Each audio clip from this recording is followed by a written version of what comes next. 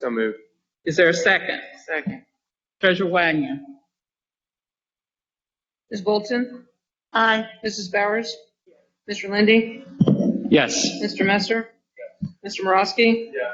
President Jones? Yes. Members of the public who wish to speak may do so by clicking the chat button now. The chat feature will be open for your request for 5 minutes. Please submit your name, your affiliation to the district, your school community, your topic, and your contact information if you want a direct response to any questions you might have. Also, we are providing a new feature tonight. Throughout the meeting, there will be opportunity to respond to a couple of poll questions, and we ask that you look for the announcement of the poll and that you respond to those poll questions using your cell phone. Now, am I correct about that? Cell phones. Gotcha. Okay. Thank you. Okay, so I think our first presentation is from Superintendent Ahmad. If you could introduce Ms. Trimble Oliver, safety presentation. Yes, we will have a safety update. Our Chief Strategy Officer, Sarah Trimble Oliver, will be leading this presentation. Thank you.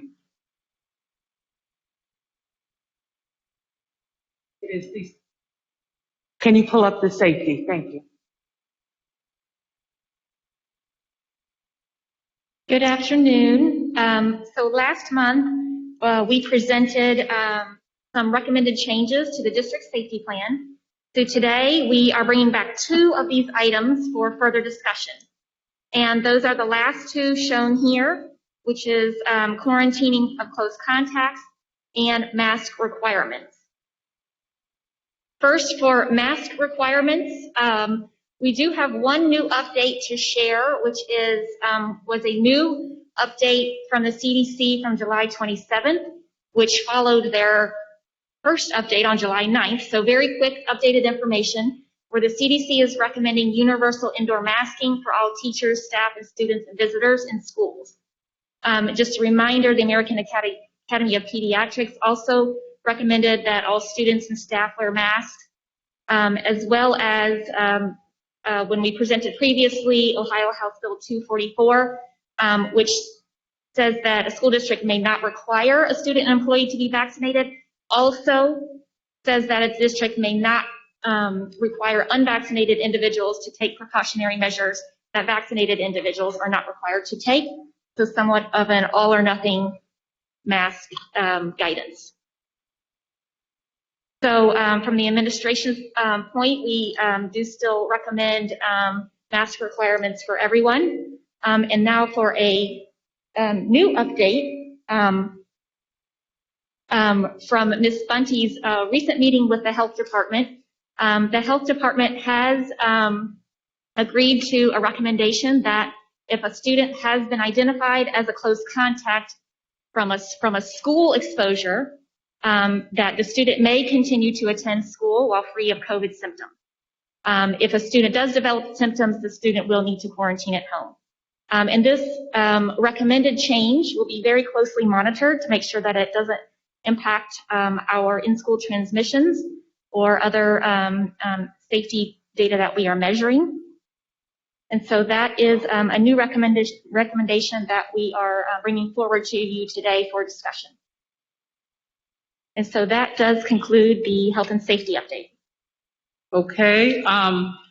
Well, we are going to introduce the resolution because we can discuss the resolution and the thing as part of the presentation of the resolution, if that's okay. Did you have a question about that, Ms. Bolton? I have a question about safety issues. Okay, so you want to have a discussion before we introduce the resolution? And now I have a question of the administration. Okay, go ahead. But I just wanted to say, because I'm a little bit confused about the format. I didn't know it because it was listed under the presentation. I just assumed that the discussion would occur, but I'm fine with your question. Yeah, I think that the discussion would be great, part of the resolution. I have a question, though, from a standpoint on the safety, on the distancing requirements. Can you describe more about the distancing, both in the transportation and also in school? Sure. So in classrooms and in schools, we are still striving for 6 feet where possible, with a minimum of 3 feet in classrooms. On buses, we are placing 2 or 3 students per bus seat, which is per the usual capacity on buses. So, Yes, go ahead. So we are not reducing the number of students on the yellow buses. Correct. Great. Okay, thank you. Appreciate that. Okay. Any other questions or comments? Part of the Ready for the safety update? discussion? Go ahead, Mr. Messer. Hello, it's good to be back. I was gone for a couple of weeks on vacation, so just back and trying to make sure that I'm caught up with all the latest and greatest.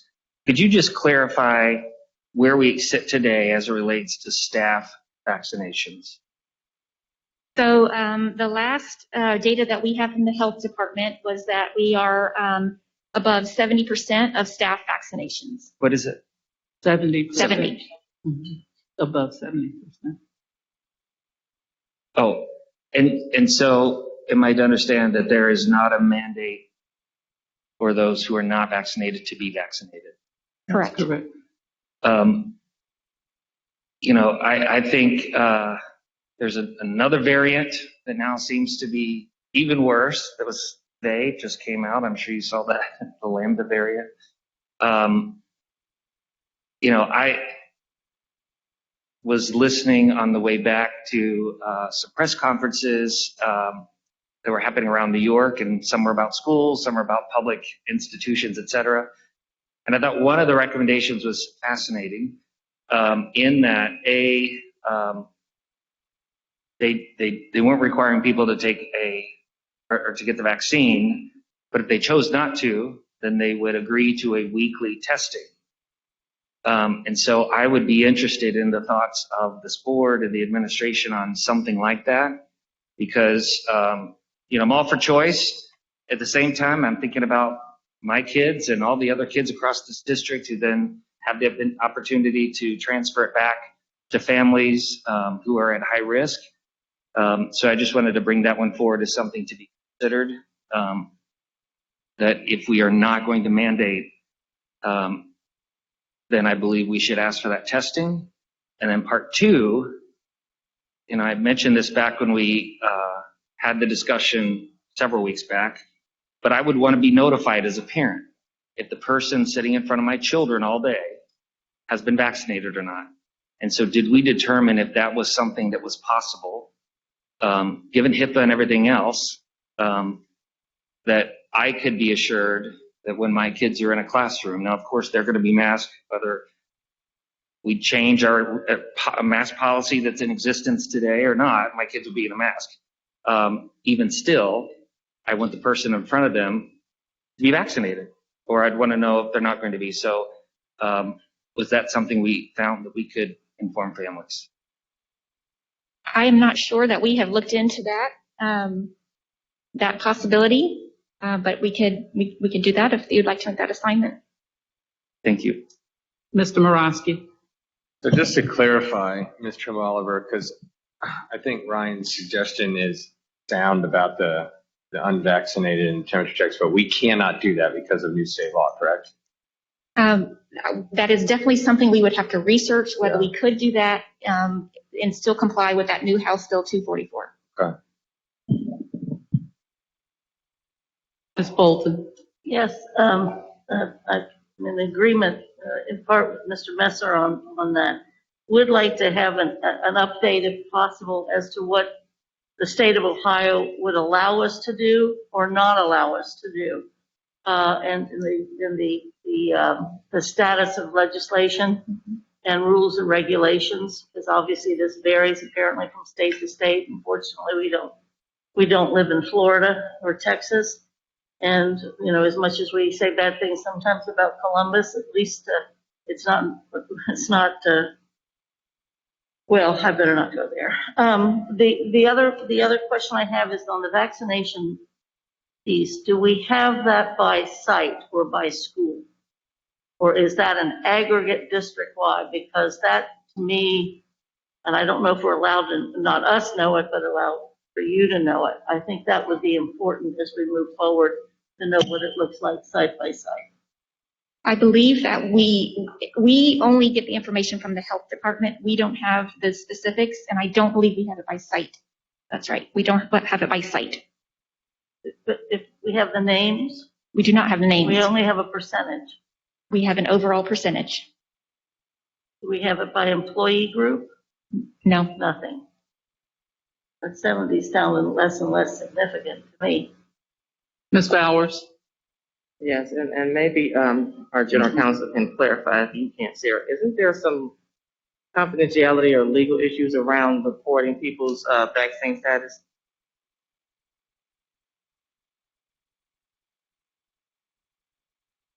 Mr. Hoynes coming down to the mic.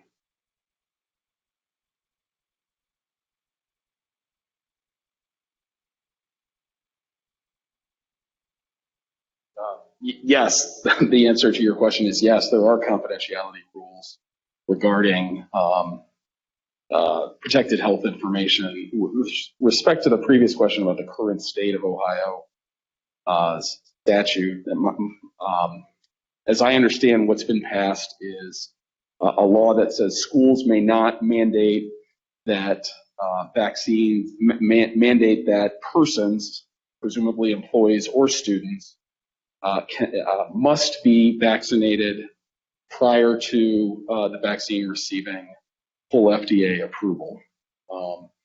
Additionally, the statute says that schools cannot discriminate against persons who have been vaccinated or not vaccinated with respect to programs that they're allowed to participate in or requirements such as masking or not masking. So there's a specific reference in the statute to prohibit schools from discriminating on vaccinated versus unvaccinated persons. I hope that's helpful. Ms. Bolton? So things could change upon the approval of the FDA, which some people say is going to be happening in mid-September or thereabouts. Under the current legislation that was passed, yes, it would make a difference whether it was approved by the FDA.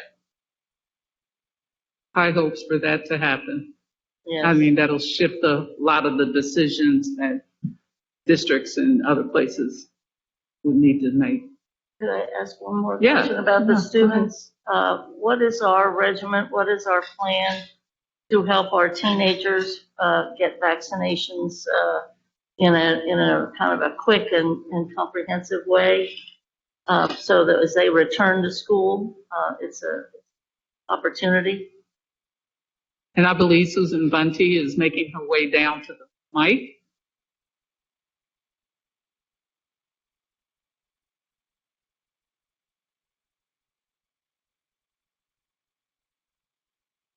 Good evening. We will continue to partner with our health department and offer vaccination clinics. So as you may remember, right before the end of the school year, we sponsored vaccination clinics at every high school site. We anticipate being able to do that again, and we're also working closely with our athletic department to provide vaccination clinics to our athletes. Hold on a second. Ms. Bowers. Yes, thank you. Assistant Superintendent Bunty, I think previously I had an inquiry or somebody did about the percentage of students. Do we know that? I know we had information for students that were vaccinated on our site, but we were going to check with the health department about additional students so we can get a number of students who may be totally vaccinated in our schools. Do we have that number? We do not yet. So as our students return to us in August, we are hoping that we can get that information from the vaccinations that occurred over the summer, and our nurses will be entering that information. So maybe by the beginning of September, I'll have a number that I can share. Ms. Morowski. Would it be a correct assumption, since we did such a, in my opinion, at least a good job partnering with our friends to take care of the high school kids, that when the younger kids' vaccines available, that we would follow a similar model? Yes, very much so. And continued repetition of those clinics as well. Yeah. Other questions, comments for the administration? Okay. Mr. Morosky, please present the resolution. Thank you, President Jones.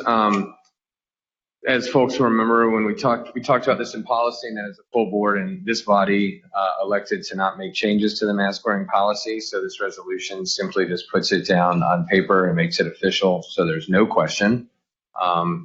I present a resolution to maintain the requirement to wear masks at the start of the 2021-22 school year.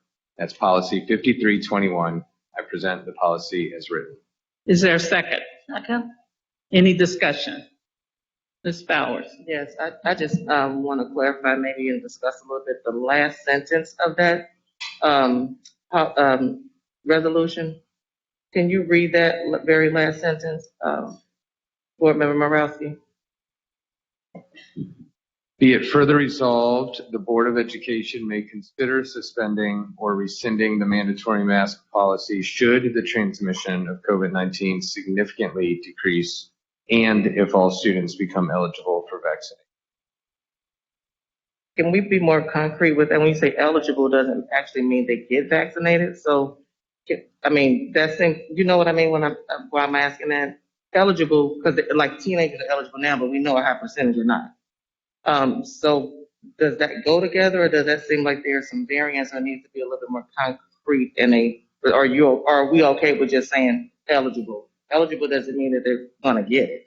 I'm okay with it, but I'm not married to this. I'm just, if we wanted to change it. it.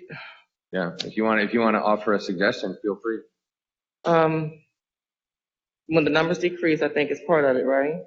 In our county. So it would have to be two things. It's not an or, it's an and. That the transmission of COVID would have to significantly decrease and all students become eligible. Because right now, since we're only emergency status with the vaccine, we can't very well put get vaccinated in a resolution. I was thinking about a percentage of our student population. Is what I was thinking. I don't know that we can. I don't know. If we probably can't. But I'm just thinking that eligible doesn't. It's similar to what's going on now with our teenagers. Yeah, they're eligible, but we know probably a high percentage are not. So I'm thinking that if that's not the case, the numbers may not go down, so it'll just be ongoing, prolonged. But it just seems pretty variable. Not really. It can stay like that. I just thought that was interesting. The way it was written. Eligibility means something different than. Just to offer a thought, I think what you may be referencing, Ms. Bowers, is the implementation piece of it. Mm-hmm. That I think what I'm hearing is that you want at least some assurances that we're encouraging students and helping students to become vaccinated if they want. So I would say the word eligible is fine because we know that there's going to be some sort of implementation plan that helps the students get vaccinated if they want it. Am I paraphrasing that right? Or it is. It's a caveat. That's what I'm saying. And the numbers are lower and it's eligible. Well, I think that's what it says. It is. It okay. Says that. It's just almost like a two-vote to me. It seems like it should be something else. Okay. Because that's not really strong to me. But okay. I got it. We'll go with it. Yeah. Okay, any further discussion? Oh, I'm sorry, Mr. Lindy. Thanks, President Jones. I would just love to hear from the administration, either the interim superintendent or someone on the team, how they feel about the resolution. Based on what Sarah shared with the latest research from the CDC, Ohio Health Department, and American Pediatrics, I think it's aligned with research to keep the masking policy in place. I do have a clarifying question. I'm looking on the PowerPoint so we can be explicit about outdoor masking. Where are we there so we can be clear for the public? So our recommendation is to follow the CDC guidance and not have a mask requirement outdoors. You said we do not. We would not have a mask requirement outdoors. Gotcha. Okay. I think that's great. And I was inclined to support this because it's consistent with everything I'm reading. It's also great to know that it's something the administration is proposing, not us telling you all what you have to do, but you leading on what you think the right thing to do is. Thank you. Ms. Bolton? Yes, and knowing that many of our athletes and other extracurricular folks have already started, maybe the superintendent can address that. I know that's been shared with the families, and maybe you could talk a little bit more about the extracurricular plan for not just masking, but attendance and what have you. Are you referring to the other safety protocols like temperature checks? I'm not sure I understand your question. Yeah, the safety protocols are obviously followed outside for athletics and perhaps field trips or whatever. Yes. But then also I know the athletic department has shared with families about attendance and about mask wearing at the games and other Yes. festivities. So the biggest decision factor is indoor and outdoor. So if it's outdoor, masking is not required. If it's indoor, it is. So that goes the same for after school programming, that goes the same for recess, or in classrooms. So whether it's indoor or outdoor, we are following those guidelines and in support of those guidelines. Great. And then people will be allowed to attend their students' festivities and games this year. I know we had to put the kibosh on that. Yes, so we, Ms. Murphy and I were just discussing this today, and being able to announce what the fan and spectator safety guidelines will be. For indoor, there will likely be a capacity limit, but we're excited to announce that very soon. Okay, thank you. Yeah. Any further discussion? Treasurer Wagner, please call the roll. Ms. Bolton? Aye. Mrs. Bowers? Yes. Mr. Lindy? Yes. Mr. Messer? Yes. Mr. Morosky? Yes. President Jones? Yes. Okay. So the next, Superintendent Ahmad, you could introduce the second presentation. Yes, we have a transportation update, and Sarah Trimble Oliver will be leading that presentation as well. So tonight we are sharing a significant challenge that we are experiencing with our Metro Transportation Services. CPS, as you all know, has partnered with SORTA for many years to provide Cincinnati students with transportation services via the Metro public transportation. This is especially critical for our high school students because we are a district with high school of choice for the students that attend school outside of their own neighborhood. Metro has created extra service routes to supplement their regular service routes, and that minimizes the number of transfers for our students getting to and from school. The extra service routes also help with the difficulty of supervising children who are arriving at school and leaving school at dispersed times. In July, CPS learned of service changes that SORTA is proposing for next school year due to a national driver shortage. Specifically, SORTA has announced the elimination of the extra service routes. We spent the last few weeks trying to understand this impact and exploring other potential solutions. CPS has issued a strong objection to eliminating the extra service routes and urging Metro to maintain or reinstate the extra service routes. SORTA has announced a public meeting for comment, which is actually tomorrow from 4 to 6. It will now be a virtual meeting that anyone can attend and join via the Metro website. CPS is proceeding with plans for opening of school on August 19th.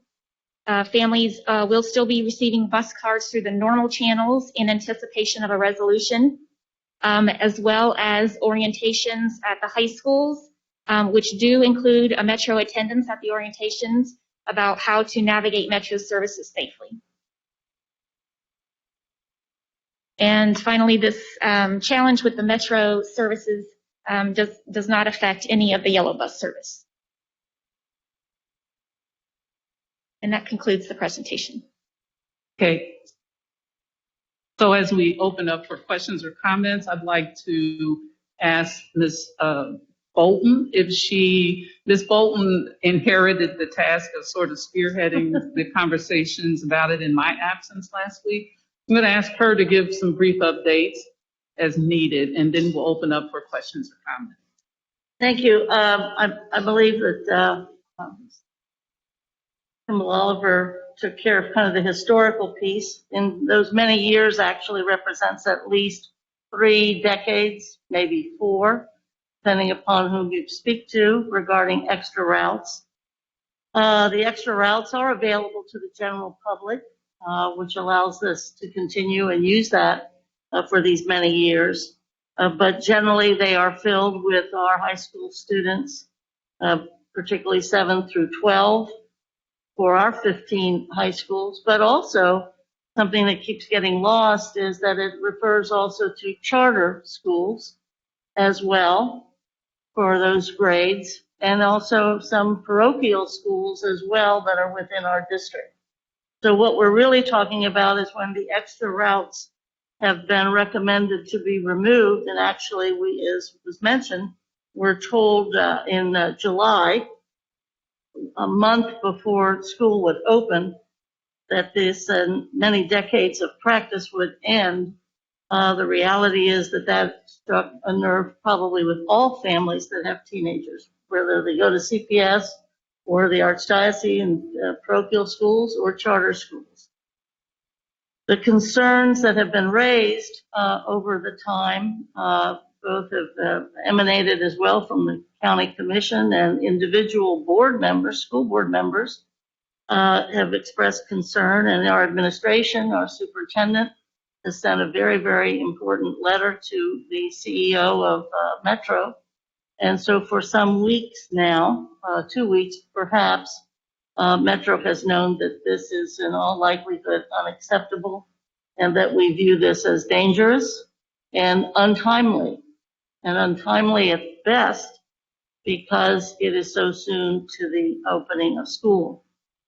The reason that was stated, and I appreciate it, is that the worldwide bus driver shortage, whether it's Metro or yellow bus or special bus or what have you, is a critical problem. But also Metro has now stated publicly that it is not the issue that is making them think about eliminating our routes.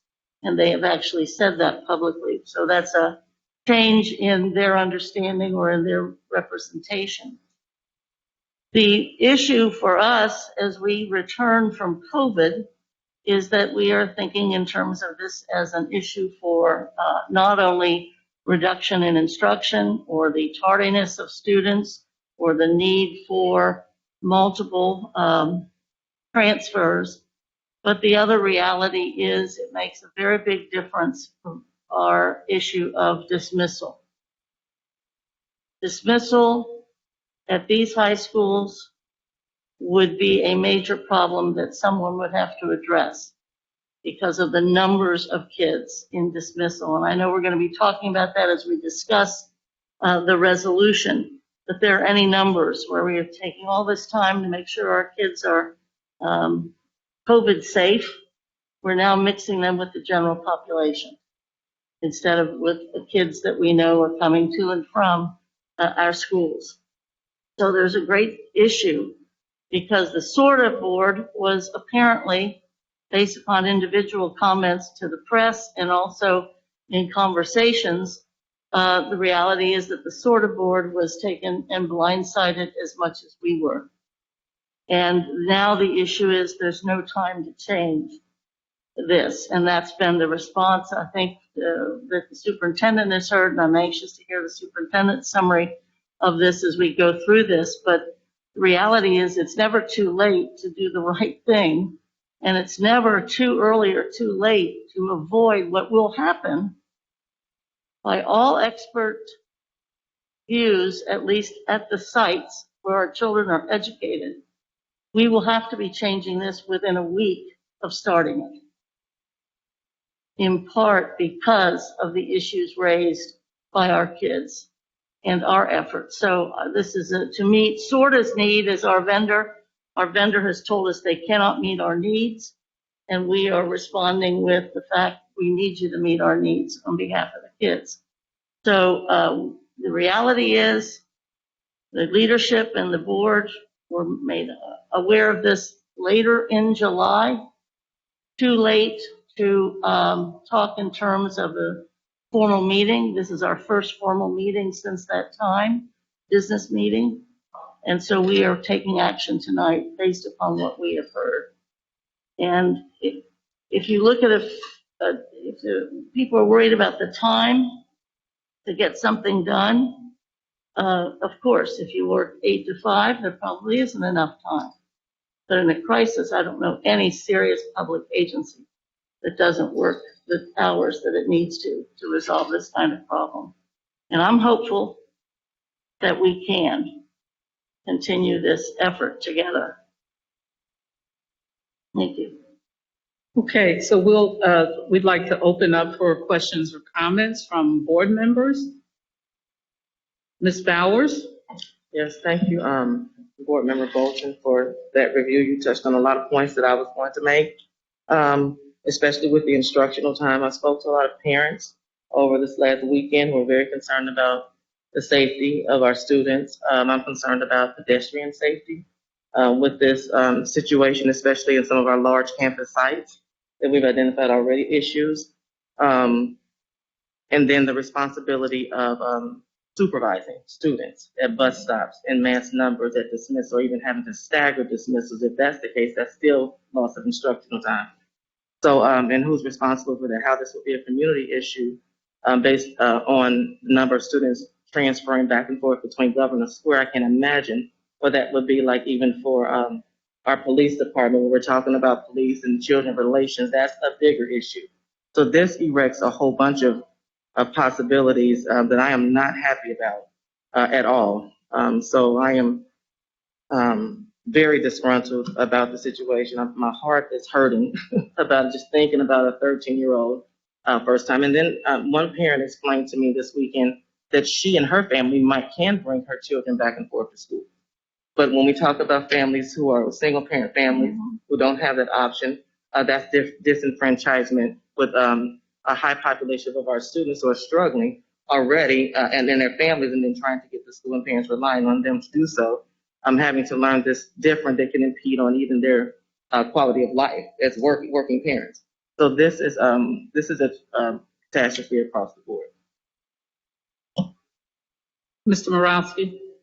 Just second and third everything Ms. Bowers and Ms. Bolton said as unacceptable, untenable situation. And yeah, I do my best to empathize. We're Metro users, our family, and certainly appreciate their partnership with us. And if they, are having hard times, obviously empathize with that. But if this is a service they want to take away, we need at least a year to figure that out. Certainly not 3 weeks. Do have a couple questions, and I would also like to say how much I appreciate interim superintendent's stance and the past week on this and leading us through this. I thought we had seen a lot of messes the past year and a half, but this one may very well take the cake. So we are going to get an update, you said, from the superintendent, Eve? Okay, then I won't ask you any questions yet. Because I was going to ask for an update. So a couple, the first one, only 2 questions really for now. The one is, I've heard the same thing, Ms. Bolton, that the driver shortage piece may not be the thing. So what is it? That's what I can't figure out. I don't know that I have a real answer, but I can tell you that I got the impression when I spoke with their board chair that somewhere in the early conversations that there were other options. But now I believe that Metro is holding with this is the only option thing. And so I agree with you that maybe we need to pursue that a little bit. more if there were options. So, and I'm not going to add to that, only to say that, and then I'll make my comments after you have your chance to finish. No, I appreciate it. That's the one piece I can't seem to get an answer about is the driver shortage. The other question I've had in my head that I can't seem to pin down is if it was a driver shortage, this is the other side of that coin. When did Metro become aware that that might happen? Does anybody know that there might be a driver shortage? Just to give my quick update, I would like to say that the CEO of Metro and myself did have a conversation. In that conversation, I specifically asked, what were all the options proposed? The response was to maintain the service or to eliminate the extra routes.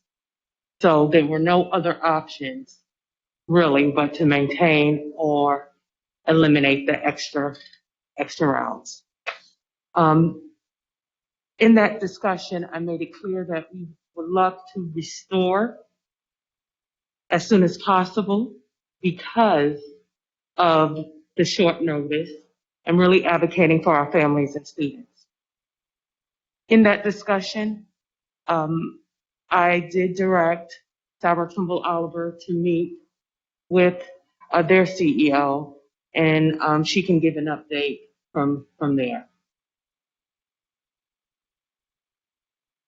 So yesterday I did meet with the Metro administrative team, and it was discussed that CPS is strenuously objecting and urging the return of the extra service routes. Even despite the challenges with driver shortages, it was indicated to me yesterday that that is the root cause, is the driver shortages and the subsequent disruption to service that they experienced last spring with our extra service routes and not being able to cover all of the trips last spring due to driver shortages. The Metro administrative team indicated that they will have discussion with their board about redesigning the routes, being able to restore, the possibility of being able to restore the extra service routes. At that time, it was not indicated that that is something that could be achieved before the start of school. Go ahead, Mr. Morosky. Thank you, Mr. Oliver. Thank you, President Jones. So that's helpful. So it sounds like the driver shortage then was known about in the spring at the least, which would explain why we had the woes that we had. Kind of what I intuited, but I didn't want to assume. And so it's nice to hear that there might be an ability to do it, but that it may not be in time for the start of school. My brain immediately goes to delaying the start of school. I don't think we can start school with this bus service. But if it is possible, I'd love to know how long it would take them to do it and why it would take extra time than say like 2 weeks. It's not because I don't believe them. I'm just curious like what that process looks like and if we can be helpful in it. I just want to as far as the delaying of school, if I can address that, Yes. I think we need to start school on time. But can you talk about a timeline? Was it a 2 week or was it, what did they share with you? What was shared yesterday, it was likely to be a several month long redesign process for all of their routes. One challenge is that it's not as, the one challenge that was expressed to me is it's not as simple as restoring last year's extra service routes because we had many high schools change to a healthy start time. So it was a redesign and hence why it would take several months. I'll be done. I'll shut up. I promise. But I certainly don't want to. I was thinking a couple weeks. I certainly don't want to delay this for a few months. I don't even want to use the V word, the V word, virtual. But I just have bad visions of starting the school year in 2 weeks with this current plan. Ms. Bolton. You have to listen carefully, and I appreciate Sarah Trimble Oliver having to relay such a message from Metro. That's absurd that it would take several months to do this. We might have to get the people that helped them a couple of years ago when we had this kind of resistance to changing routes, where we actually had people in the community that could do it better and faster than we were able to get the metro people to do it. And that's because they don't have the will to do it. My concern about this is at the start of school, this will be more than disastrous. It will be catastrophic. And I'm interested in knowing how many of our students at our high schools dismiss at a particular time into Price Hill, College Hill, Walnut Hills. I really want to know that, because I think we need some visual images of more than several hundreds of kids standing on Madison Road waiting for the next bus, where we do not have jurisdiction.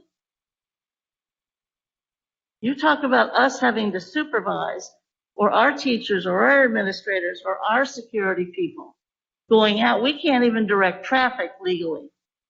So what does that mean? That means Cincinnati Police Department is going to be managing our children, and they will be in the hundreds waiting for the next bus. Now, that's unacceptable. That's unacceptable. People don't understand that there are 10 buses waiting, or 13 buses waiting, or that there are dozens and dozens and hundreds of kids in particular zip codes that can be returned to their home, and now they're waiting for, oh, they have enough bus drivers that we can have 500 kids waiting on Belmont Avenue for the next bus. Boy, that seems like even more drivers. So this is a false statement from them, and I'm encouraged that Sarah was at least able to hear them say, well, we'll have to see what our board wants us to do, meaning the SORTA board. And finally, on the start of school, I come somewhere in the middle of that. We have to assure people that this is not about Yellow Bus. It's not about our vans. It's not about our ambulances that bring our children to school. It's about Metro. It's about 7 through 12. My point is, if we're starting on the 19th, there's no reason why the little people using Yellow Bus can't start, and then indeed the high school people start maybe that Monday or maybe that Tuesday. I know that's a bad message, but let me tell you what the worst message is going to be: explaining the police officers with our kids, supervising them as they wait for another bus. That's the image that's much worse than us losing 2 days of in-person or 3 days of in-person or 4 days of in-person for our high schoolers. And I think there's a change, just real quickly too, waiting for everybody, and that's the 7th and 8th graders. Is there a state law that's about to be passed or be instituted for September about 7th and 8th graders? Do I recall hearing that from the administration? Yes.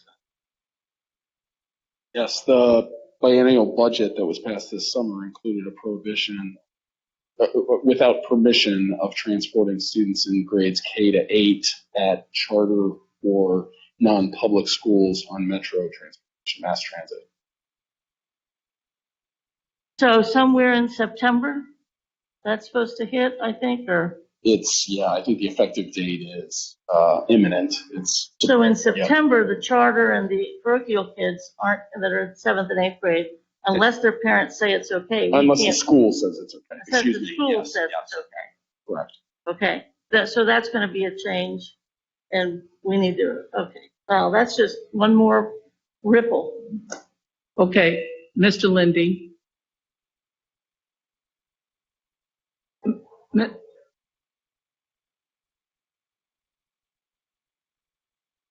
The start date until Monday, would that be with the idea that we'll have more information on what that looks like for the 2 days? I'm trying to get clarity of the prolonging the 2 days. My experience with other times that we've been worrying about Metro, and these people are great people, they work hard, we've had great partnership, but right now the issue is not whether or not this can be done. This is not chalkboard and file cards. This stuff is computerized. This stuff is there. It's happening. The terrible thing is the entering of the particular names and addresses. The routes are there, what have you. My point is, I think it would be worth it to delay by a few days or whatever. Not so much that I don't think they can do this technical stuff, but that it would take us extra time to inform our public and our families. That's the thing I think can take time, and we have to be able to inform them of something worth implementing. Because if we say yes to this and this goes forward, people will hold us responsible because legally, if I understand, we're loco parentis on the way to and from school. So can I just get clarity? Yes. We're not saying delay school for a quarter. Okay, that's okay. Days, and even from a high school standpoint, only, not the little people, not all those folks. Because, we've helped subsidize all those salaries at Yellow Bus to make sure that they were able to keep their stable, if you will. So Metro also, let's face it, is in the midst of a negotiations, a labor negotiations.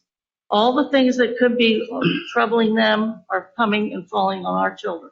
Okay, so Mr. Lindy, get you in, and then I also want to comment too. Thanks, President Jones. I just wanted to share that from my perspective, this also feels incredibly concerning. And it feels incredibly concerning because, I have concerns about what's age appropriate for middle school students and high school students. I share all the concerns about safety and about transfers and about what dismissal looks like. I'm also particularly concerned about the timing of when all this happened. I do think that there are any number of things that we could prepare for in the long run that are impossible to prepare for in 3 weeks. This was a comment that I think Member Bolton made to me earlier, which was that if it is true that there's a driver shortage, they're making choices about how to allocate that shortage. And they're choosing what to eliminate. And what they're choosing to eliminate are the bus routes for children. And those are choices. And I disagree with those choices, absent some other information that I haven't seen yet. So I just wanted to share my support, I think, for the overall position where people are. I also think to the administration, I wanted to say 2 things. One is to the extent that I can, offer some empathy for how hard this must be, because this is not a challenge that you all created. And the second thing is we also have to figure it out. And I think what I wanted to ask you all was, and if there's a presentation coming and we want to talk about this later, fine. But the big thing I'm asking is, like, how are we going to fix this? And so I'd love to hear what the current thinking is on that in any way that we can possibly help. If before you respond, if I could add to it, I agree with everything that everybody has said. I am in strong opposition to what they're offering us. It feels like, well, it doesn't feel like it. The reality is we were dealt a hand that we now have to play. And the question is, how do we play it? We still have to get kids to school. And I hear the suggestion about delaying, but I'm not sure what would we accomplish by delaying it? And I'm just not understanding it clearly about what the outcome of that. Irregardless of what the problem is, and we know what the problem is, okay?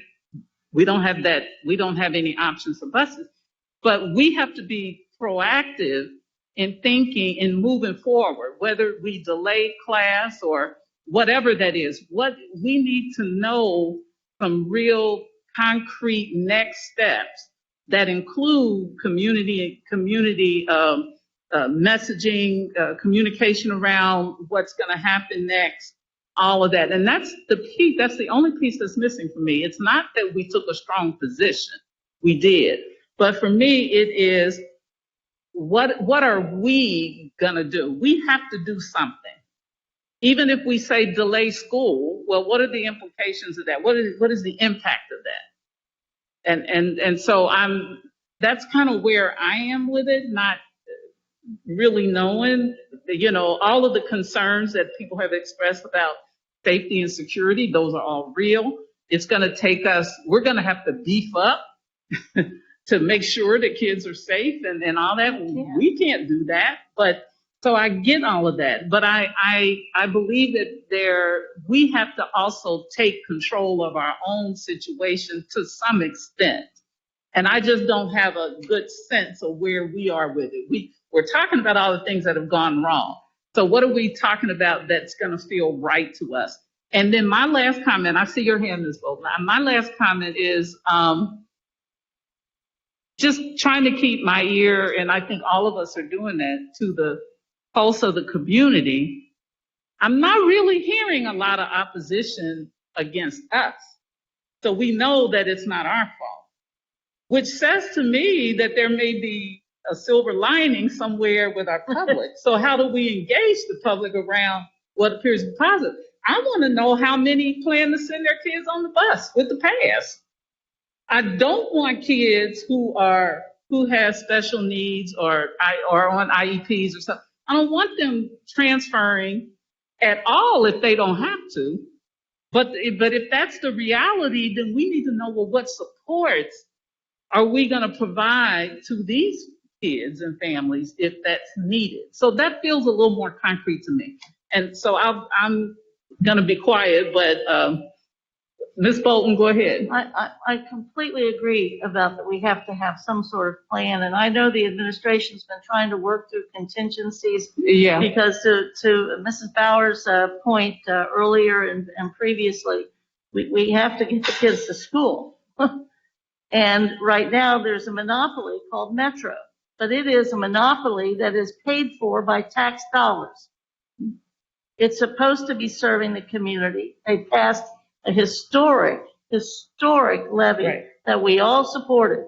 And this is the answer to the children of this area. Now, the concrete thing is, I hope, and maybe this is an administration assignment, but my hope is that when we leave tonight, we not only have passed this resolution of refusal, if you will, but also have asked the administration to author a letter from the board of Cincinnati Schools to the board of SORTA, because apparently only the SORTA board and the 13 or so people that serve on it can tell Mr. Haley what needs to be done.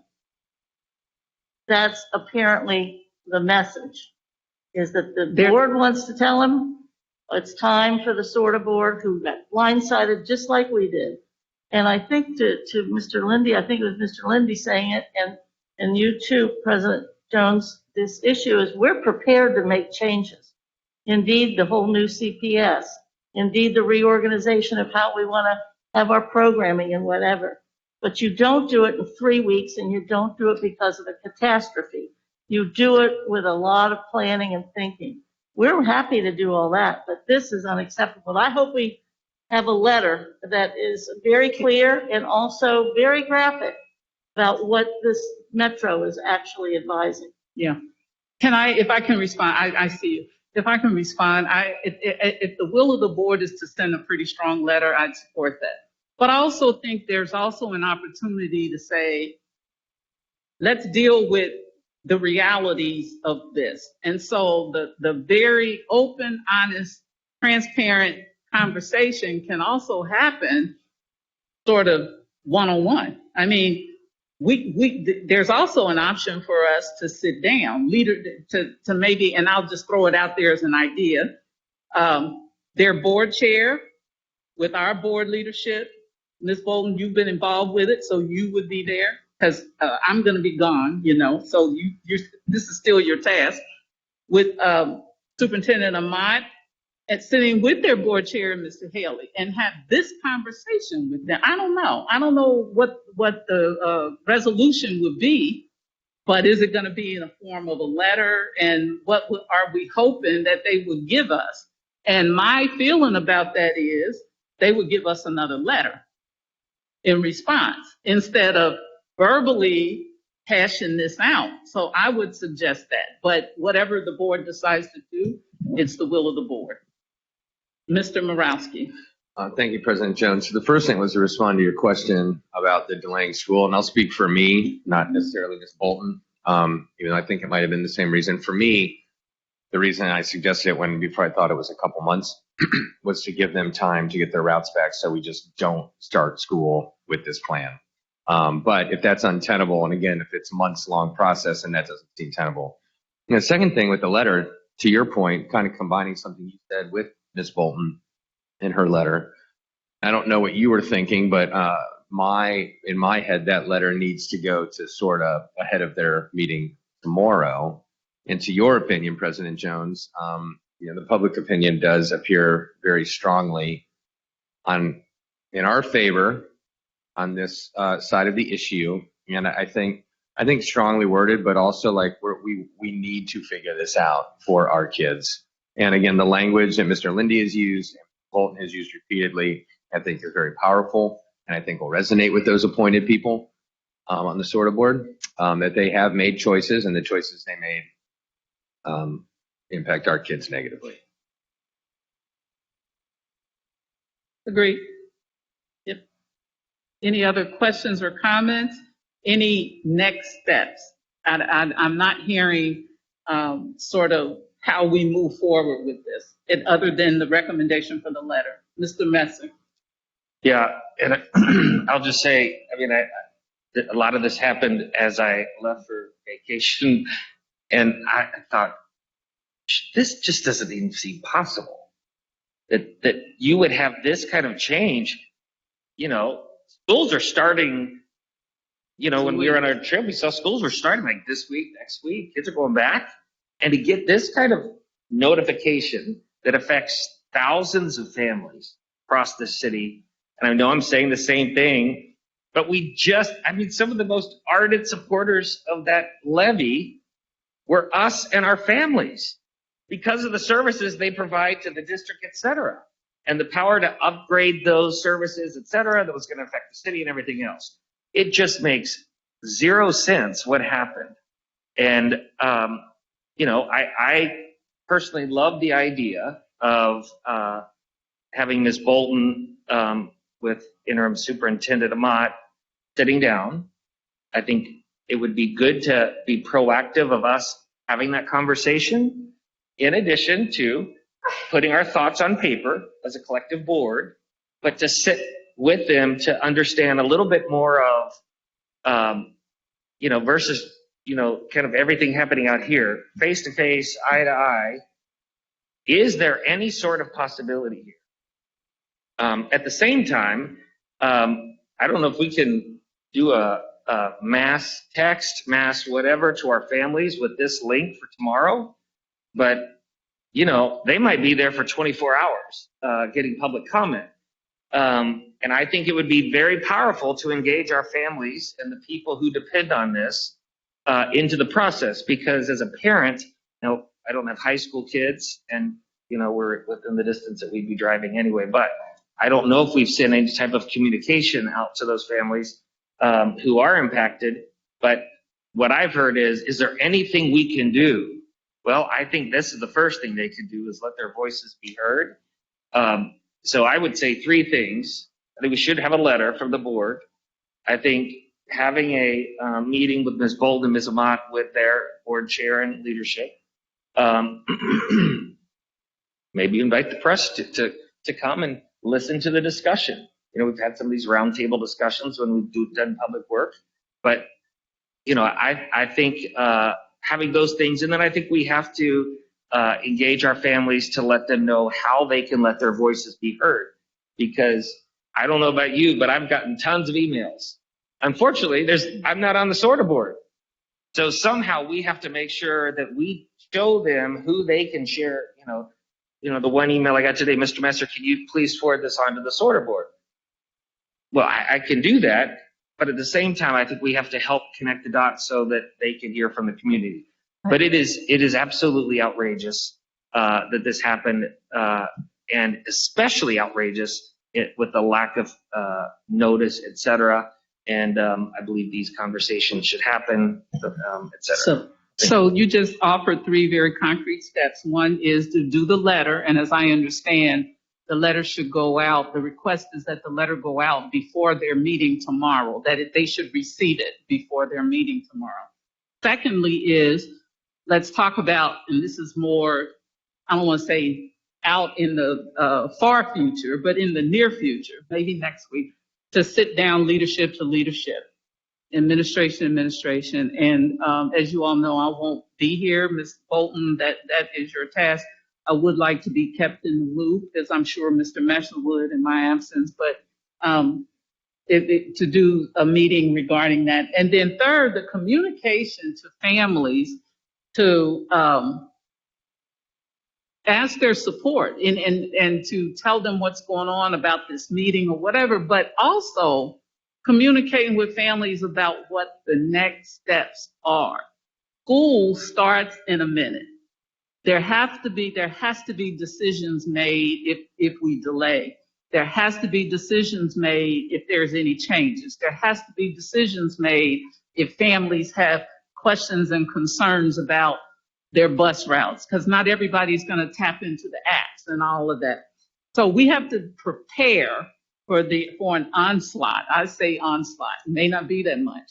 And then the other question that I have, the other statement that I want to make is, given that the students will still have bus passes, let's be real. Some of the kids are going to come to school by a bus.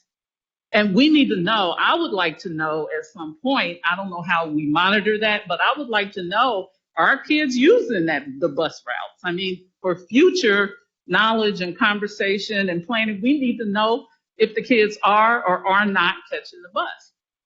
And is it impacting our enrollment? If kids are not showing up, it's because they're not catching the buses? This is information that I would like to know. So it sounds like we have 3 concrete steps, right? Are we good with that then? Mr. Lindy? I mean, I think I am inclined to agree with everything. I would just like to hear from the administration. Does this feel right to you? Like, do we make your life more difficult by doing any of this? Would you want to move in a different direction? I absolutely support all 3 next steps from a letter. So I will work with Crystal Boyle and Dan Hoyne in crafting that letter to get out in time Thursday morning. I'm in full support of a second notification to our families. We did provide a notice to our families as soon as we heard when we sent the press release and when I sent my letter directly to the CEO. So we can send something out again. And then I'm open to a face-to-face meeting with board CEO and also possibly inviting the press. That's where we are. Ms. Bowers? In alignment with you, President Jones, your comments around having a plan. Could the administration also have in lieu of these are the supports and these are the security measures or collaboration or whatever has to happen to make sure our students are supervised, or in lieu of not being able to move faster? Yes, we have put together a task force made up of principals, our transportation, and Sarah Trimble Oliver is leading that task force. Will there need to be any collaboration with the police department? Yes. Okay, thank you. Okay. All right. Ms. Bolton? Yes, to Ms. Bauer's point of view, and again, she's really been thinking far ahead on this whole neighborhood impact from the very beginning. Another step might be that our administration actually reach out to the city administration, because it will fall to the city administration to supervise this if, God forbid, this goes forward. And it can't go forward. And keep in mind, that's not just ours. the city of Cincinnati, but our other municipalities and townships that might be impacted as well. So I think that could be a fourth step with both the mayor, of course, but most particularly the chief of police.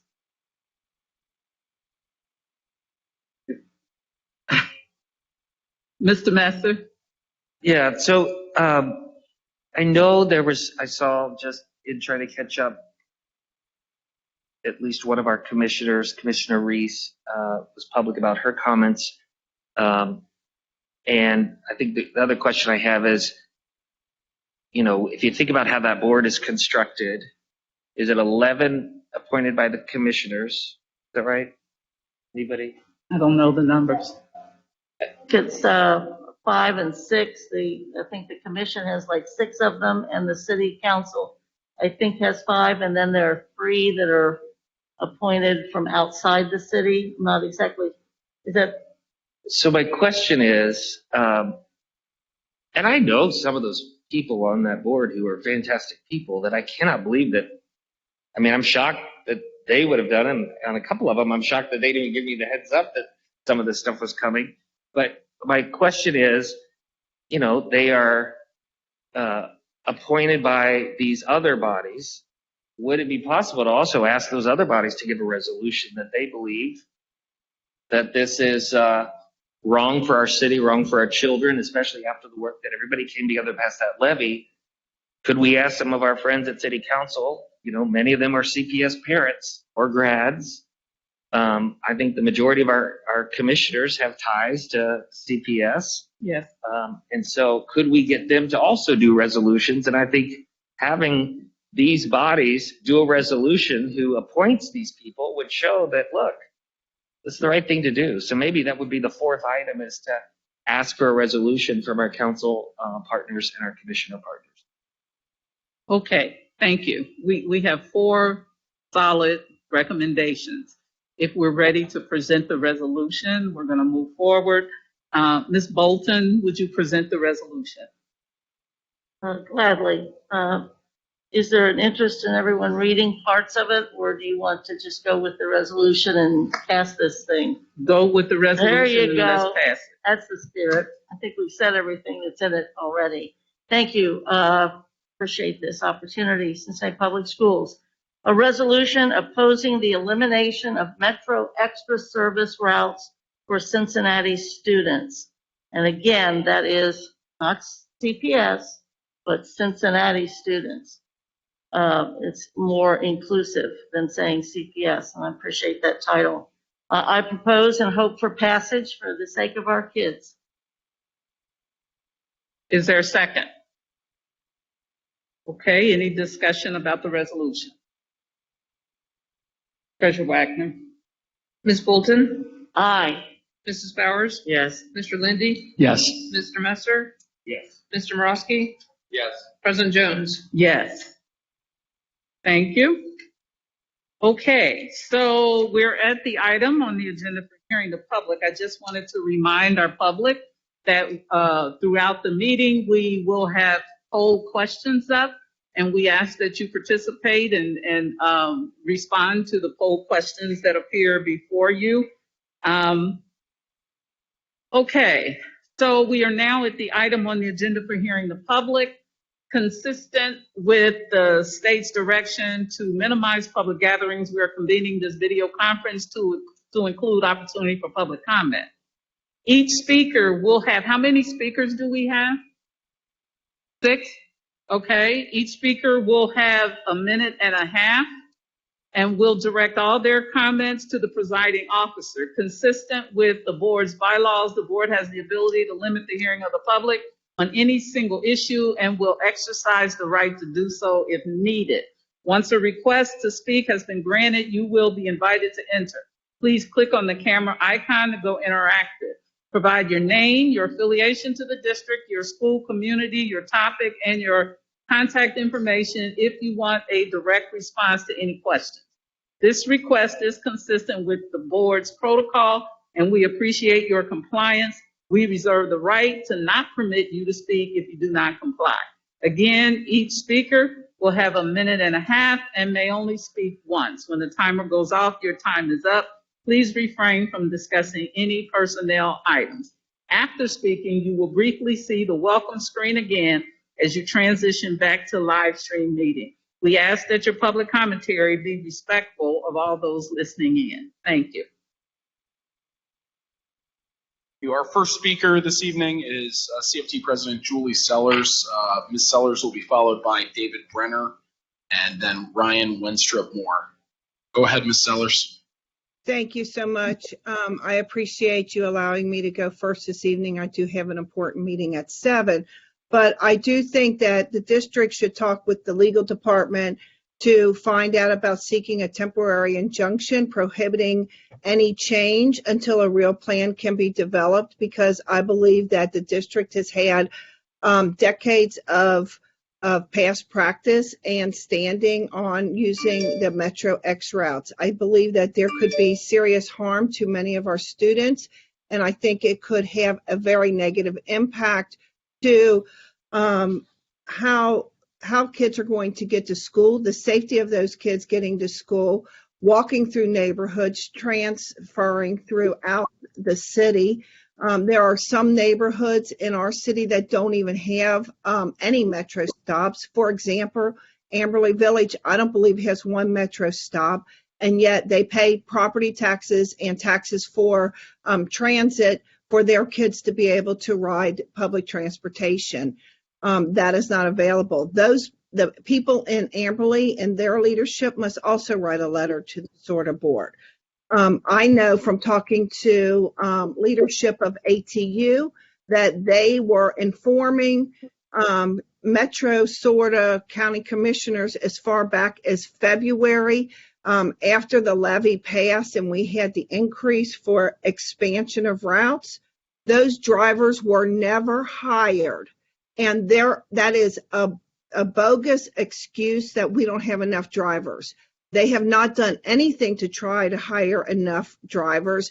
This is all about them not wanting to spend the money. If they have to give a raise or an incentive to hire people, they should do that. The school bus companies are doing that. Why isn't Metro doing that? They've known for more than a year they were going to expand routes. They've known for more than a year that we were going to have healthy start times. This is poor planning on their part, and our children should not be at the expense of their poor planning. If anyone in this city says that they don't think that it's going to be a big problem, obviously they've never been near one of our high schools at dismissal. Our dismissal times, can you just visualize this? Walk 3,000 students at Walnut Hills High School, more than 2,500 of them ride on extra routes, and they will all be dismissed from Walnut Hills to the streets of Walnut Hills, walk to Montgomery Road, and they're expected to get on one route at a time. If you have ever been to Walnut Hills to see the dismissal and how much is put into the logistics of those buses and those kids dismissing, where you have 40, 50, 60 buses, standing room only of kids, how is that going to happen, and how many hours will it take for them to be able to get on a regular route bus to get somewhere? And then if they're all convening on downtown, 7,000 students, what is going to happen to the people downtown as the kids are out and about and they have a bus route till 9:30 at night? We don't even know if the kids are going to be at school or not at school. They could just be riding the bus for half of the day, and we wouldn't know that. And we have responsibilities as teachers. So I don't know. We have to really figure this out, but I think it's way too dangerous. And the driver shortage is the negligence of Metro. And that is where we must make sure that everybody understands that. And it's too dangerous for our students. It isn't fair to our kids. People that I know have put in to the Metro tracker of how long it will take for them to get to school from their house to their high school is more than 2 hours. Ms. Sellers. I have more to say, but but I just want to remind you, the courtesy of you going first. Yes. But people behind you don't understand that courtesy, and you're already at 4 minutes. So I do want you to finish, but just please be understanding that. Thank you. I just have one more comment. I don't think people understand the number of students projected at our high schools. Clark Montessori, 715 kids will be exiting onto Erie Avenue. Aiken will have over 1,100 kids exiting onto Belmont Avenue for the Route 1718 bus. Hughes will have over 1,000 students exiting onto Clifton Avenue on those same bus routes. SCPA and Taft and OTR close together is over 2,000 kids that will be in OTR in downtown. Dater High School and West High will have a couple thousand kids. Woodward, which is on Madison Road, it will have over 1,300 kids exiting. There is not enough security for them to just be roaming the streets. When they come out of school and get on the buses, they're doing that. So thank you. We get it, Ms. Sellers, but I am asking you, if you're almost done, we really need to move on. But every parent needs to contact, and every adult in the city needs to contact, because this is a problem not just for families, but for every person who lives in the city. Yes. Thank you. Thank you, Ms. Sellers. We're going to allow the speakers behind her to speak 2 minutes. Okay, our next speaker is David Brenner, followed by Ryan Winstrup Moore. Go ahead, Mr. Brenner. Hello, thank you for allowing me to speak. I'll be brief. I am very concerned about the busing situation. I'm encouraged that you're passing a resolution, but sternly worded letters are just that, sternly worded letters. Resolutions are non-binding on anybody else. I would echo Ms. Sellers' call for legal counsel to seek a temporary injunction against Metro, because there is irreparable harm and it is a huge safety issue for our students. When I looked at what it would take for my students to get to school, it was at least double. So they would be on the bus at least an hour each way, plus a substantial walk to get to school or to home. And that is assuming that they don't miss the bus or, it's overcrowded. This, along with the dangers of COVID, especially with the Lambda variant, potentially avoiding or getting around vaccination, is a huge concern. And this is really unacceptable. And the board really needs to take more action than a sternly worded letter. Thank you very much. Thank you. Our next speaker is Ryan Winstrup Moore, followed by Sharon Silver, followed by Stacy Jones. Go ahead, Ryan. Thank you very much. First, I just wanted to say thank you to the board. Number one, for keeping the mask mandate in place. I have an elementary student and a high school student, neither of which can be vaccinated by the start of school because of their age. So I appreciate you keeping the mask mandate in place until all kids can be vaccinated. And secondly, just thank you for recognizing that this bus stuff is ridiculous. And Metro is asking our preteens, because that's what they are, preteens, to try and make 2 and 3 bus changes when they've probably never ridden a bus in their life, because public transportation is not widely accessible in the city of Cincinnati. So like our previous speaker said, like many of the board members have said tonight, this is not acceptable. We need more than a letter. Metro and CPS and the city of Cincinnati, I'm happy to volunteer as a parent. We need to come up with a solution, because I don't think delaying the start of the school year is a solution. These kids want to be back in school, but there must be another way that we can safely get our children to school like we have in the past, and Metro needs to figure it out. And then just thank you again for all that you guys are doing to make sure that we can get our kids to school safely. Thank you. Our next speaker is Sharon Silver, followed by Stacy Jones. Go ahead, Ms. Silver.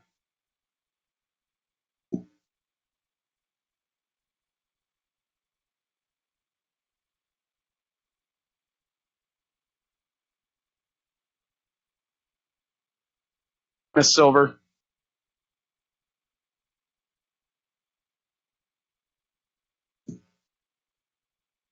Okay, we'll come back to you. Our next speaker is Stacy Jones.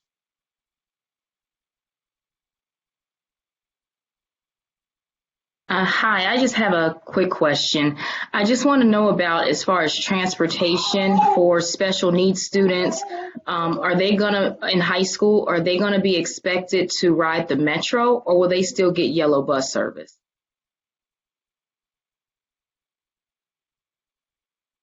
Let's go ahead and answer that question. If your child is currently receiving yellow bus service, that service will remain in place. Thank you very much. Thank you. Thank you, Ms. Jones. Our last speaker is Sharon Silver.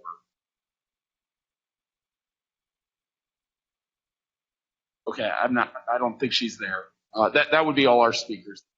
Thank you. Okay. Thank you. All right. So at this time, we're going to transition into our budget retreat. And there is information being handed out to board members, so we'll give it a second or two to get around. As we do that, may I invite Ms. Bunty, Ms. Murphy, Ms. Trimble Oliver, and Ms. Boyle up to join me up here? My four amigas.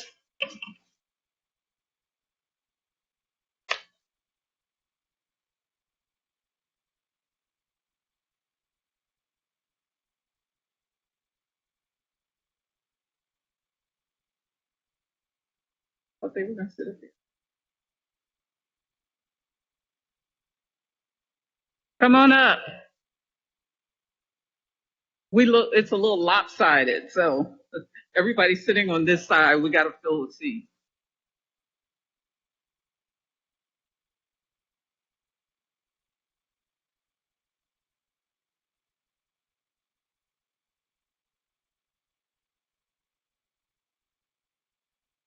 So we plan tonight to provide some feedback and some dialogue around the concerns that have been shared in the last board meeting. We're going to talk about that feedback, an update on the 3-year ESSER plan, and then our progress towards addressing the cliff. So at the last board meeting, which most of you came, we used an application called Mentimeter to get your feedback. We asked you 3 questions. And then the board members responded on their cell phones, and then the responses were flashed up on the screen for the public to see. So the 3 questions were, what more information do you know regarding this budget? We're fast approaching our 90-day limit. 2, what are your concerns about the budget, 5 or less? And then at the end of this evening, what would success look like to you? So addressing the first question, you responded with 6 questions, or 6 responses, excuse me. I won't read them all because I have a slide for each one of them. So we'll just go right into the first one. The first one was you needed more information about the redesign of ADE A to S, and Ms. Bunty's here to help answer that question. So we recognize that ADE A to S needs more than just a name change. So going forward, the ADE A to S will be known as the Promise Center. And over the summer and early spring, we had the opportunity to meet with a group of many people, including some of our teachers and administrators and folks from legal aid and also folks from Mind Peace to really talk about what the Promise Center could be for our students. We also recognize that this journey, we will learn more as we go forward and continue to make enhancements. And a few of the areas we talked about really focusing on academic success for our students and also really thinking through how to improve the overall climate, including offering restorative training for the teachers who are involved in that. If you look on the next slide, one of the biggest areas in which we are really focused on in terms of improvements is in the areas of mental and social emotional. In the past, our ADE A to S Center did an amazing job with Dream Builders and other partners, but we recognize that some of the students there may require more focused therapeutic support. So one of the pieces that we are going to add to the Promise Center this year is a clinical partner so that students can receive the therapeutic support that they may need. In addition, we are looking at how with intentionality we provide transition planning back to the school so that it is a smoother bridge between the supports that they receive and then the clinical supports that will follow them going forward. And then finally, during COVID, we learned a lot about how we can communicate with parents virtually, and that will continue with the Promise Center going forward. Thank you, Ms. Bunty. So we'll just pause after that, those two slides, to see if there's any additional feedback or questions from the board. Any questions, Ms. Bolton? Yes, it shouldn't come as a surprise. I've never been a big supporter of A to E, A to S, so I'm glad that we're changing it. I had hoped that we would eliminate it. And I know we did in COVID year, but it's reappeared. How many staff people are committed to this? And how many students are we actually talking about? And what's been the average attendance at the A to E, A to S? I can get those numbers for you. I don't have them in front of me, but I would be happy to provide them. I noticed that we were welcoming a principal, so we have also a new principal. So is this a new school that we're creating? So Dr. Futch was previously the administrator who supported A to E, A to S. Ms. Battle will be assuming that role. But we're not sure how much this is going to cost for how many students. We know that our staffing overall is around, the whole entire program is $2.2 million. And I think that Treasurer Wagner that's in the budget information that you will receive. I don't want to speak to the exact number of teachers because I don't have it in front of me. I appreciate that. Yes. So we think that on an annual basis, this Promise Center will only cost us $2.2 million? That's what we're budgeted for, yes, ma'am. For this coming year, yeah. So it's an annual thing. As we look down the road, maybe there's other things. It seems in the redesign, it seems very familiar to the original kind of intent of A to E, as well as some original language in the CFT contract too, about transitioning kids back and doing the workups and whatever. So I'm not opposed to that. I am concerned, how does this interface with all the efforts that we're trying to make at the sites? So one of the things that we did was that we made sure that the Promise Center has been shifted over to be supported by our Positive School Culture Department so that we have very close alignment with what we're doing around SEL, around restorative practices, and so that all of that can be integrated in a continuum of support for our students. I do recall, and I don't mean to belabor it, I'll put it on a future parking lot about this, but my recollection from student achievement a couple of years ago was that the state was demanding that we have these kinds of services and these sorts of supports at the site. And we invested I thought was a significant amount of money at the site level. Is that still in place? Or have we eliminated that? So help me understand what you mean by the site level. School.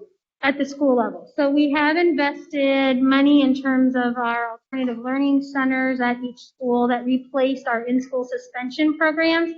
So we didn't necessarily increase the dollars of those programs in terms of the budgeted expense. We shifted the overall philosophy of how folks manage and run those programs at the school site. If I may, the students that would have been at the site are still going to be there, and the staff is still at the site, the school sites?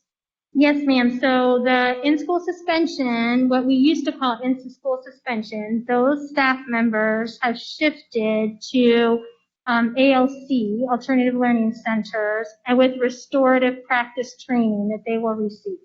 So the best case scenario is that as we layer in increased school social workers, increased training for our Alternative Learning Center sites, that we can reduce the need for the Promise Center over time. You are exactly right. We are required to have some type of programming by state guidelines.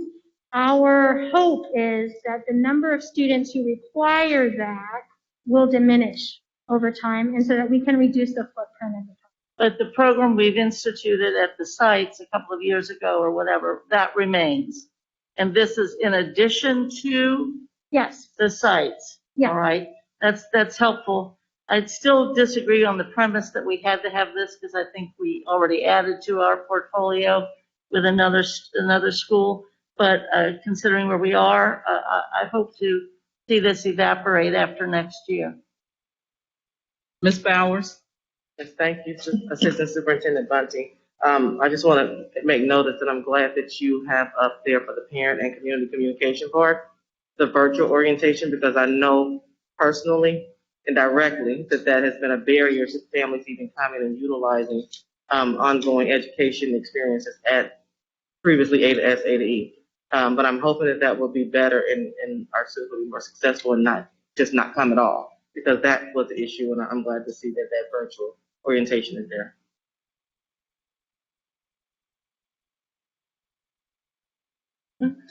So the next question was surrounding the allocation of transportation dollars. Could I just add on these things too? Can we, as we go through these, and we're talking this year and down the road, some of the results that we might be looking for, or what you're going to be monitoring? I think that you don't have to do it with this one, but just because I know you guys have already kind of planned that out, and I think that would be reassuring to the board and to the community. Thanks. Ms. Trimble-Oliver? So the next question was more details on the allocation of transportation dollars, which you see on the slide here. The first two lines are the yellow bus expenses, and the first one for regular service and enrichment services, the second line for special needs. And so total of those two lines for yellow bus is $31.7 million. The metro line you see as is for public, charter, and non-public, a total of $7.7 million. For specialized services, this is often van services for students in special programs such as Project Connect or foster placement or other specialized programs, $1.8 million. The shared services line are shared transportation services with other districts, which sometimes occur in cases where students are attending a district other than their district of residence. The parent reimbursement line is for charter and private school students who, based on where they live and where they attend, their transportation is deemed impractical. The fuel line is $4 million. The personnel line for the transportation department is $1.0 million. And the other line includes things such as a significant portion of their expenses are with postage and printing for all of the bus cards and other communications that are sent home all throughout the year, as well as professional services and technology equipment. The total $49.6 million budgeted for this year with a combination of general and ESSER funds. Just to compare that to some prior years, last year the transportation budget was 40.7, but remember it was such a weird year because we were not in session for the entire year. And we reduced that budget from what the original budget was, knowing that when the kids were on distance learning, that was a savings. The prior year to that, the transportation budget was $47.1 million.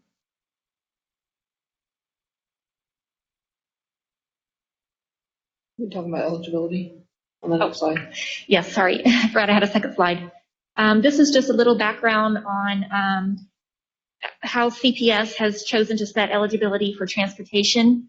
And this was alluded to in one of the earlier presentations, is that we do go well beyond the minimum required from the state for eligibility.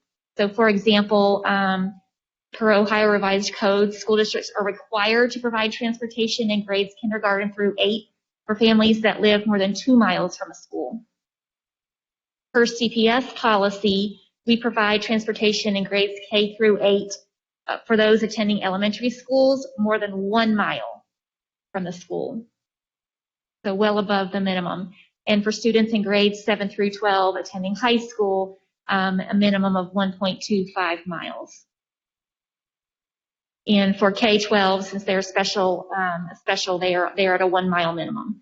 So just wanted to point out the investment in transportation services well above the state minimums.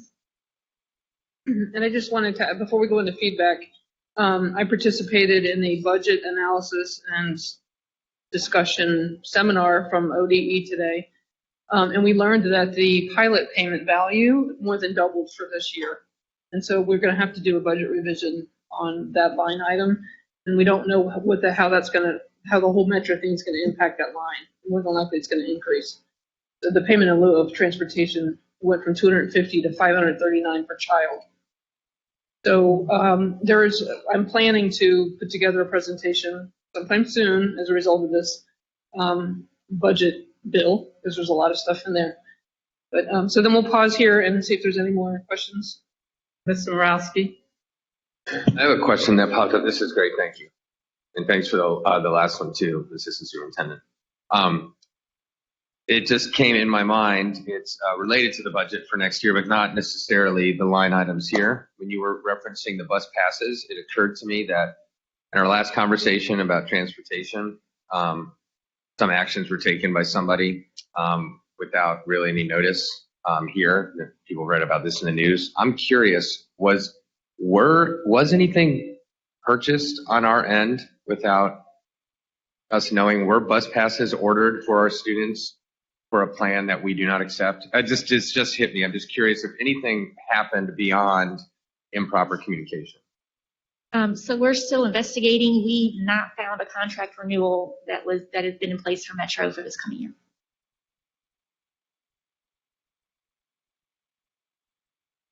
You have a question, Ms. Bolton? Yeah, I think it must be regarding our dedicated fleet, not the extra routes, but the dedicated fleets for like field trips and our athletics. Is that the enrichment piece? Actually, the dedicated fleet for athletic events is in the athletics department's budget. This is for other enrichment programs. So is the athletics are separated from the in-school field trips? The dedicated fleet is used for field trips as well. Okay, and how much does the dedicated bus, not to be too specific, it's so critical. We will need to get that to you, Ms. Bolton. Okay, I don't want to cool. provide an inaccurate number. But we do have it. That's good. I appreciate that. 50 million. How much of the customer service that we really get reamed about often is in this budget? So the customer service is really spread out through all of those lines, through some of our own personnel, as well as through the yellow bus contracts. They provide part of the staff that staffs our customer service center. So they would be in those lines. Having lived through the last several years, it would be great to have a kind of I don't want to say a printout, but at least a sense of how much money and staffing we do spend on customer service as it relates to transportation. Thank you. Ms. Bowers? I think I heard a question from Board Member Morowski about bus cars being purchased, but I didn't think I got clarification on if we purchased bus cars for our students for this school year. So the contract is not in place. Okay. So that's no. Correct. Okay, thank you. Okay. I please forgive me. I'm not trying to be mean, but we got a whole lot of material to get through. And so I'm just pushing us and encouraging us. Yes, let's ask questions, but let's try to keep our questions short and so that we can move on and get through the entire presentation. Thank you. Did you? Okay, thank you. Yes. Just again, pardon me for being out for a couple of weeks. So are we going to think, because I thought what we did for items that we set it to whatever committee that it was supposed to fall under for this dialogue. Are these the things, just so I didn't do the poll, but are those the items that were omitted from the committee discussions for that process?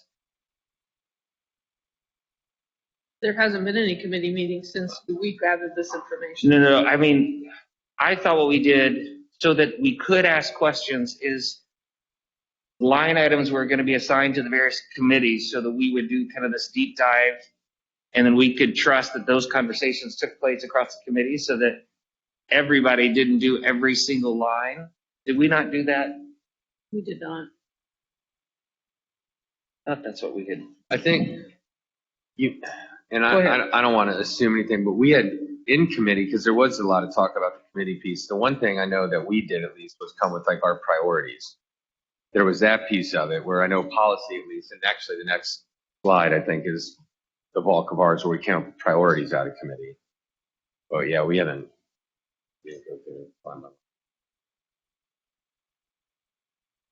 Oh, We did do that though, yeah. okay. So we did by priorities. If maybe I think I'm trying to interpret what you're saying, but there's another sheet. This is sort of that line by line item. That's for the 3-year CARES plan. The CARES ESSER plan. right. Okay. All We're right. just trying to address concerns about, since we went with a 90-day plan, there was concerns about adopting a whole plan. Right. And so we're trying to address how can we get from the 90-day to a full annual budget? And these were the questions that came up. Okay. All right. We'll go ahead. Let's go ahead. Okay, so the next question was about asking about the investment in the new diversity office. And Thank you, Jen. So Michelle Baltam is our new diversity, equity, and inclusion manager.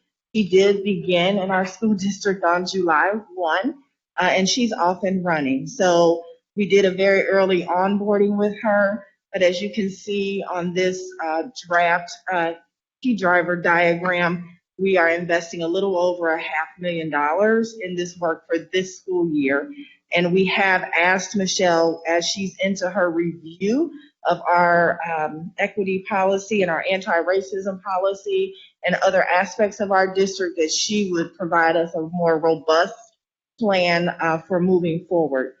She has basically a focus at this time on curriculum, purchasing, and talent, looking at our policies, practices, and procedures. The interventions are listed on this key driver diagram, things as they relate to our students, as they relate to our families, our faculty and staff, and our community. We are also utilizing the support and the help of Cohere for small group discussions with students, with families, with teachers, etc. She is also working very closely with our peer leadership collaboratives, including Speak Up, Speak Out. She's beginning the audit process for all aspects of this work, including speaking with our young people, our students, via a survey. That survey will also be developed for our faculty and staff to be able to respond to diversity, equity, and inclusion practices in our school district. Ms. Morowski. Thank you, Assistant Superintendent. That is great news. I'm excited to have Ms. Beltam here. And I understand, and this all looks great. So this year, she is an office of one, correct? Yes. Okay. I'd just like to encourage, and I get that. And I think this is awesome. Just as the future goes on, I've seen these offices get created and a person get hired and sort of tacitly told to figure out racist systems and them, and those people leave quickly because it's really, really hard. So as we look at how this builds out, because we don't know yet how it builds out, it could build out that maybe you need one person, but just keep our eye on it and make sure she has what she needs to do her job, which it sounds like she does right now. So that's and great. Just to share, we're sticking very closely with her. She does have a navigator in our district and is really highly engaged with our team. So we're keeping our arms wrapped around her as she gets started. Thank you. Just a suggestion, and this has been the case for a number of years, to pay close attention to the United States Department of Justice and Equity, as well as the United States Department of Education, because their major focus really is on the students. And I think that would be really useful, whether it's special needs kids or whether it's kids of color, whatever. They set some pretty high standards. So I would encourage using both of those, especially in the current administration and in the one previous to the last one. Some really good material and hard goals to reach. Thank you.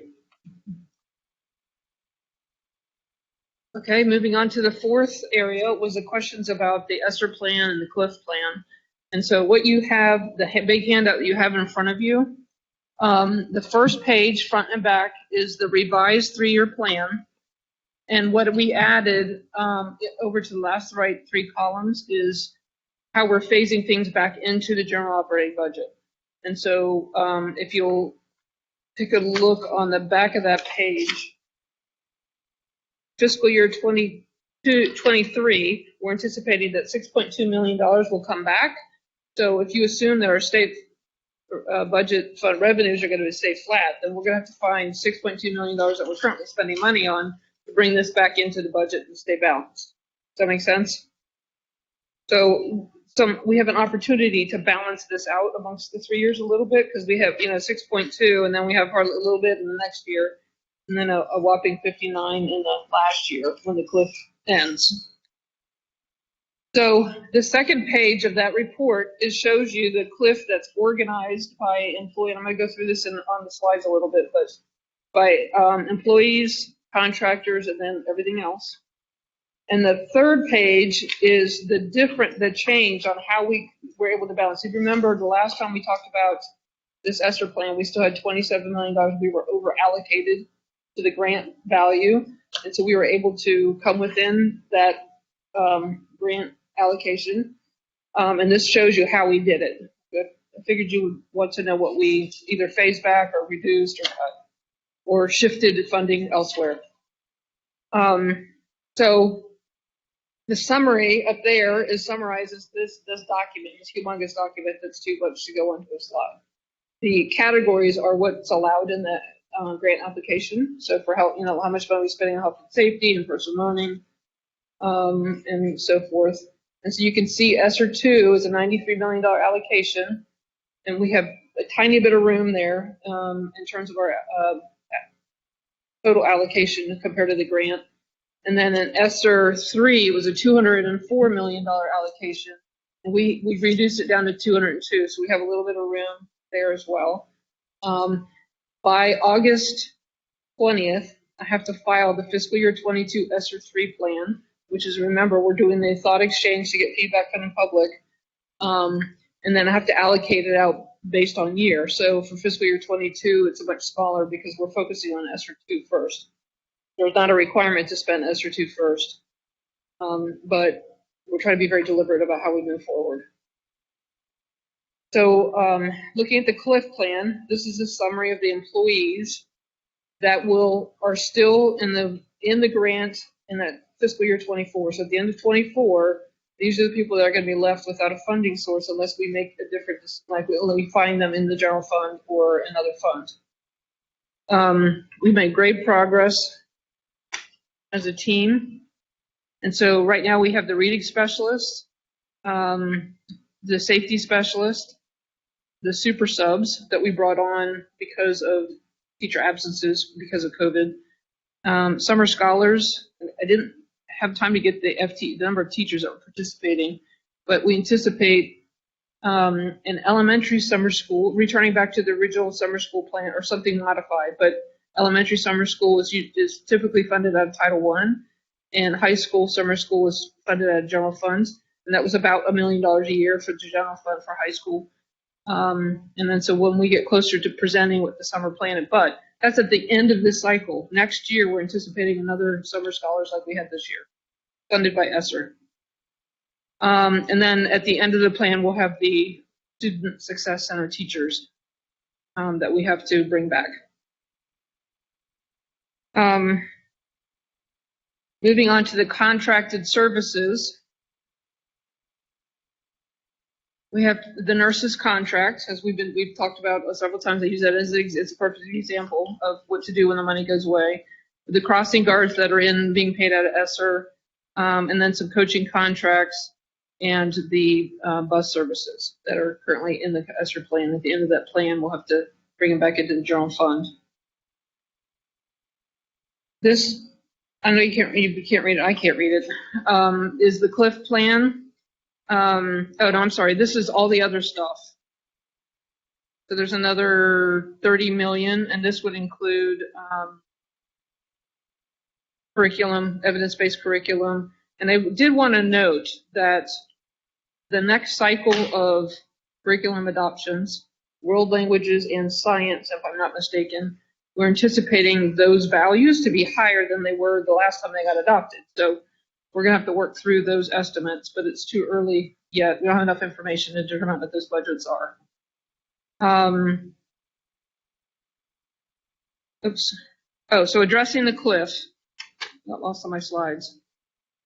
So we looked at every line item for every year for the 3 years to determine, is this the right value for this year? Will it reduce because COVID's getting better and we're getting better at what we're doing and we don't need to spend these services or bodies or cleaning supplies? So will it get phased out by the end of the year? And if we're decided to keep it, we identified a measure that's going to help us determine whether we're going to reinvest in it or not. That's also on the CLIF plan. It shows you the measure for each line item. So the summary of coming back to the general fund, 6.2 and 23, 500,000 and 24, and then a pretty large $59 million one at the end of the 3-year period. So what our next steps in order to finish this plan is to review the thought exchange, and Brooke is gathering that information for us now.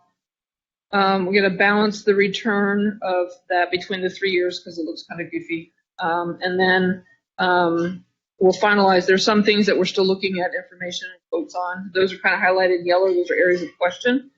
And then we'll present back to the board on August 9th, hopefully the finalized plan. So I'll pause there. Questions? Questions? Ms. Bolton? Yes. How far away is FY 23 and 24? What do you mean? We're in fiscal year 22 right now. Right. So 23 is the year after this coming. Mm-hmm. And then the next one is, so that's a couple of years. Right. And you probably, having suffered this conversation before, with me, I am very disappointed about the high school success centers being that far away. Help me out with why on earth, when we're trying to accelerate learning and make up the difference of what we've lost, and we have a model that's worked at a particular school. I mean, it's concerning, especially for our Title I high schools. I think it's a promise we didn't necessarily keep when we made the big move from K-8 to then a 7-12 piece, that we would really focus in on those 7th and 8th graders. So how, in order for us, I mean, how many Title I high schools do we have? Like 11 or 10? I'm not sure the number, Superintendent. Well, what we have here, what it's not in this plan, is all of the services that we put in place that is not necessarily the Student Success Center. I will send this memo out to you. It's listed by school and was it funded before or after the pandemic. What's in this plan is a scaled plan for Student Success Center, and it's scaled because of staffing. I believe each site is three teachers. So we are going to absorb Walnut Hills because that was initially a grant. Right. So we are maintaining that, and then we are going to scale for a Student Success Center. But what I will send to you is all of the programming. I will read some of the programs at all of our high schools. So I don't want anyone to leave here to think that interventions are not taking place at our high schools. And I will send this memo to you. Anything from extended hours of tutoring, credit recovery, bilingual tutors, home visits, community engagement with tutoring and tracking students, mentoring. So I will make sure I will get this document to you, but all of our high schools have in place some sort of support for all of our high school students. And I appreciate that. And as a person that's been here for 13 years, I know that there's been tremendous growth in all of that. I appreciate it. And much more in the last few years than, the previous several.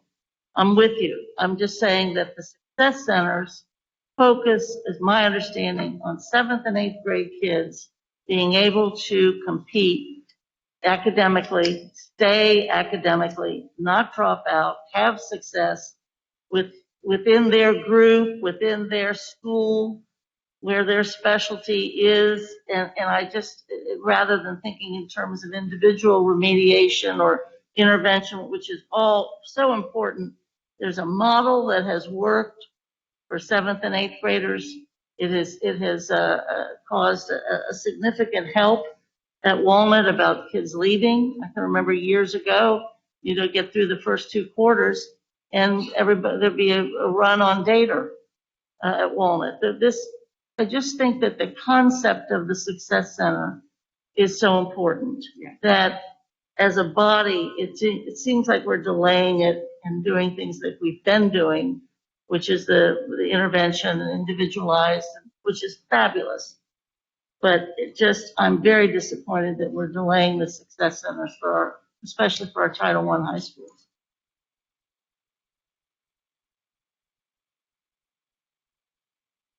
Okay. Okay, so moving on to the 5th answer response was how much money was devoted to high schools, the new CPS and Meridian. And so we've given you a summary. The high school budgets, just the general fund and school-wide pool totaled $263 million. Under New Shore, $39.2 million. Year 3 of the strategic plan and those initiatives was another $22 million. So combined $61 million on the strategic new CPS. And then there was $100,000 budgeted for the Meridian for the planning year to be implemented next fall, I believe. The next application cycle, is that right? What's that? Pending decisions, yes. Okay, so you'll recall my little honeycomb picture here. Those are all the New Shore initiatives, and you have those in front of you. And then these are some more initiatives that are color-coded, whether the category. Yes, ma'am? So this chart shows us how much is being spent on high schools. Yes. Because that was a question we wanted. We wanted to make sure they were getting the kind of priority that they need, considering they need it. On that same one, it's the new CPS. We have the New Shore and the strategic initiatives, and combining that. This is the new CPS based upon budget requests or based upon the board's dialogue that we had about what we wanted to see on the New Shore. Both. Okay. So they took your dialogue and your requests, do the New Shore initiatives. They went and estimated the cost for the implementation of fiscal year 22, and that's what's included on this document. They're trying to address your needs. Have we, if I may, have we looked in terms of actually the new CPS and what those savings and what that new vision might be as we calculate, or I think we're probably having to calculate and think about it based upon old CPS. I mean, just intellectually. I don't know. I'm not understanding. Frustrated from that standpoint. Okay, so we're spending a lot on high schools. That's great, but we're not spending on success centers. Are we spending it on career efforts? Career expansion, career. Yes, there's money that we're spending supporting Walnut Hills, and then all the other initiatives that county's going to send you in the initiative. So we are spending money. It's just not called to success centers. And then All the college and career readiness is continuing to grow. And then we added 14 employee specialists out in the schools. So we do have those. I think that's great. And it would really be greater if we had this, but I won't belabor it. But on that one chart, I think the last month, in the last 2 or 3 weeks, have taught us that we are underfunding the reorganization and replanning geographically and programmatically in something that's been called the Meridian Plan. I mean, the last month, it doesn't have to be the Meridian Plan, but if we don't fund rethinking this district, we're going to be in the same boat we are right now. So I would like to see additional monies devoted, because part of that's even moving the IB to the east side of town. That's kind of part of the Meridian. So I think giving it 100,000, that doesn't really even cover maybe the kind of engagement that's going to be required, let alone some of the programming and staffing. So I'll just throw that out there for you. I'm totally lost in this conversation, because maybe I think Ms. Bolton is maybe thinking way beyond where I am, and I'll have to own that. But based on what I'm hearing, and I'm hearing you saying you're frustrated because certain things aren't getting funded. But I thought the purpose of this was to really think through how we get from here to fiscal year 24 and where that cliff is. So we're going to have to, even if we add, but even if we add monies to what you're asking, we have to cut monies from somewhere else. So that's what I'm hearing you say. I'm hearing you say, let's add these things. I want these things, but I'm not hearing where we're saying we're going to cut them. Treasurer's heard me say that it's a double standard for the board to have to come up with where to cut as well as when we're going to add. I agree with that.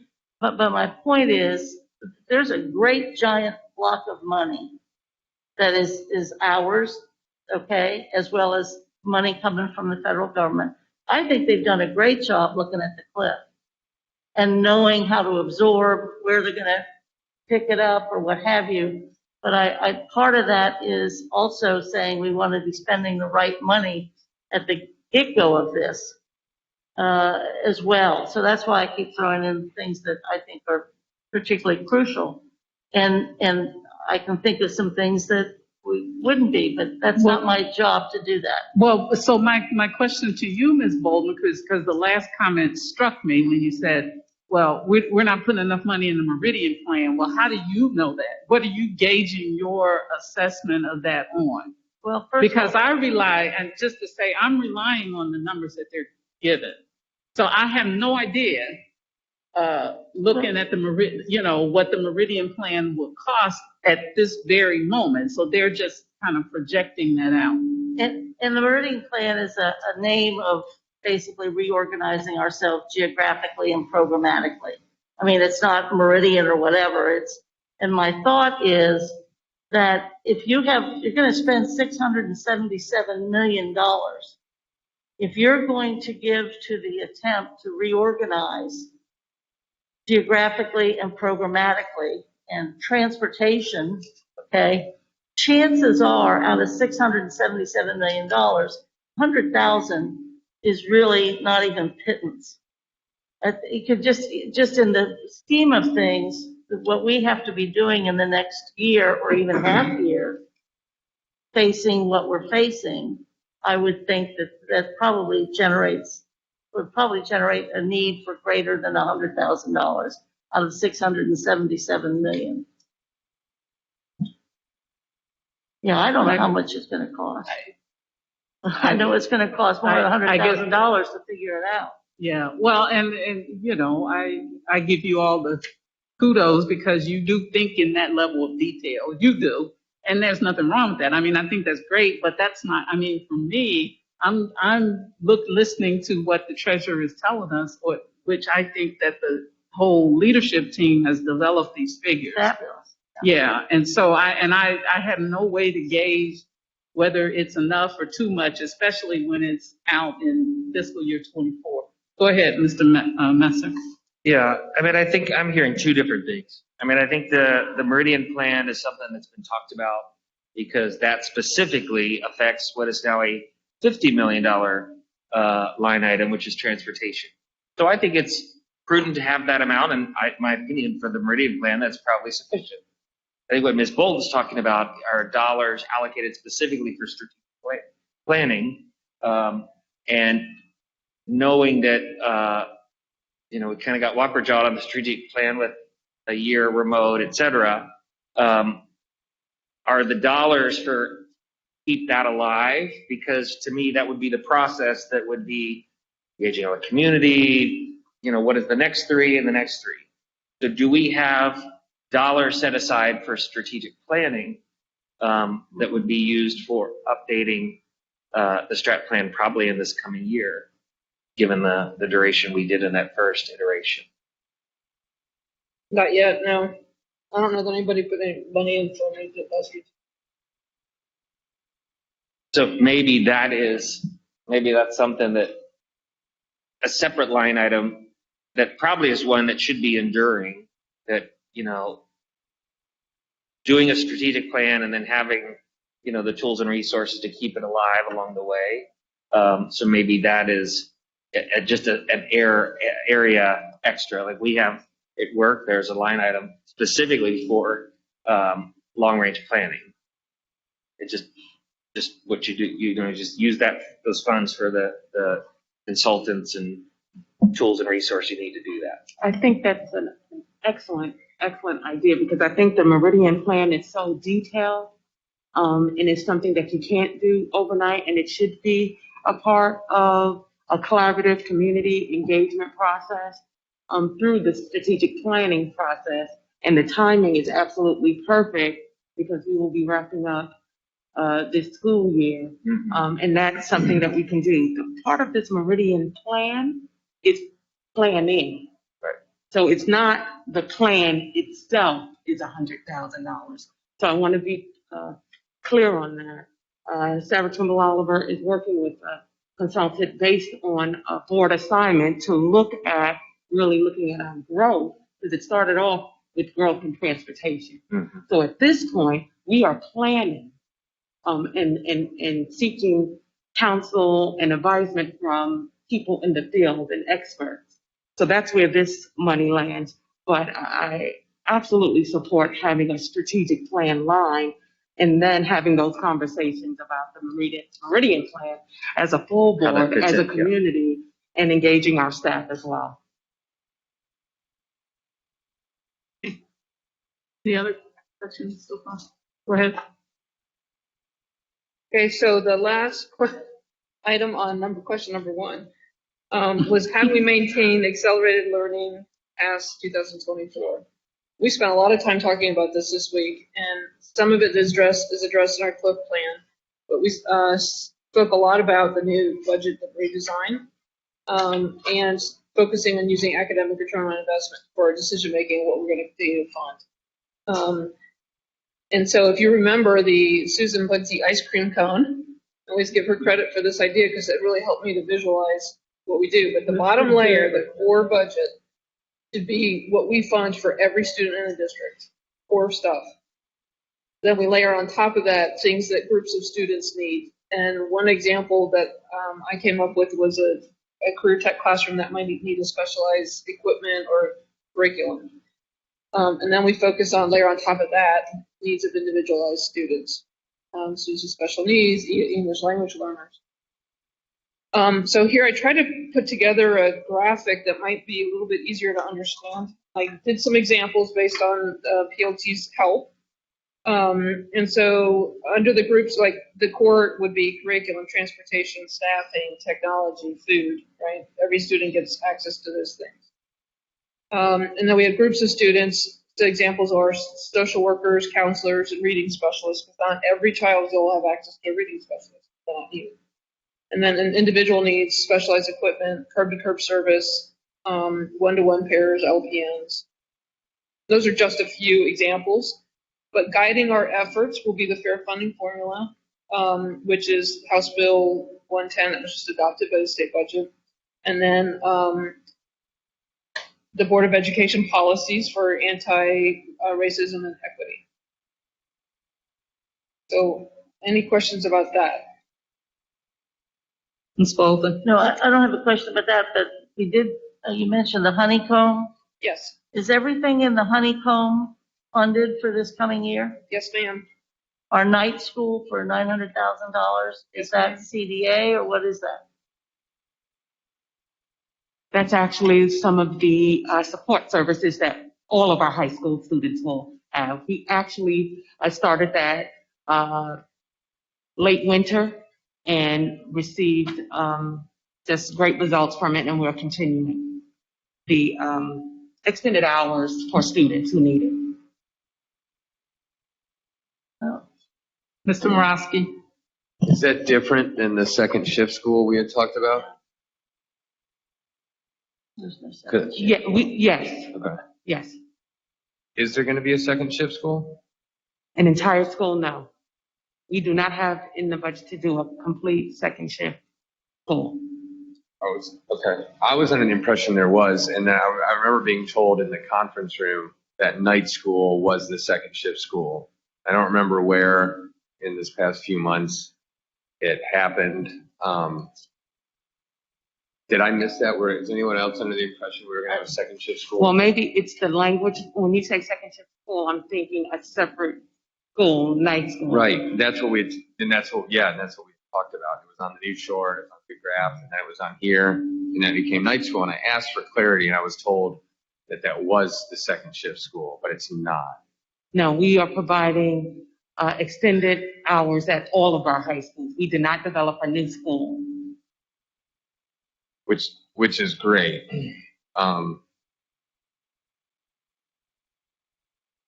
That kind of concerns me. I was really hopeful that there was going to be a second shift school, and I thought. Okay.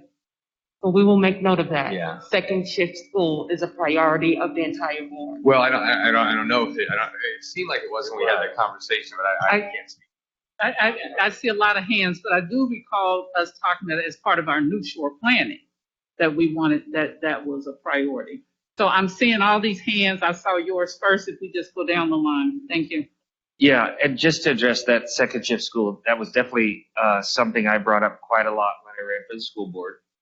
And it was due to the fact that, I kind of heard it happening, I don't know if it was Texas or Colorado or somewhere out there, and that it may be an option for families who work second shift.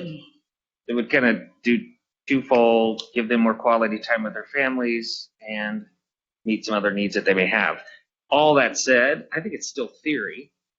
And I think, so I saw it more as New Shore in that I can imagine, I think we'd have to do a lot of modeling. If you're going to get that many teachers, which, I think I've heard that there are teachers who might be interested in that. But what is the demand? So how many are we going to need? And then do we have that many teachers? So I think to me, it was a New Shore thing in that there's a whole lot of work to make that happen. And then when you do it during COVID, that's what I think it got complicated for me in that, because I did talk to Superintendent Mitchell about this previously, and then COVID hit, and then it was like, well, shoot, now we can't use the same buildings because we needed the time to switch them out and clean and do the deep cleaning at night or whatever.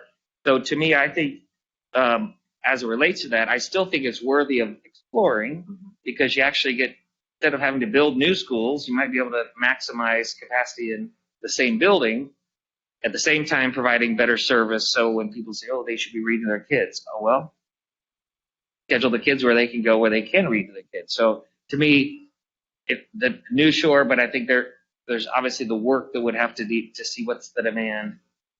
And then do we have staffing? And then what would that look like post-COVID without the need for disinfectant? Ms. Bowers? Yes, so thank you, Brian, because you touched on some of the comments or questions I had. When I think of night school, second shift school during COVID, I was thinking accessibility to teachers on a second shift.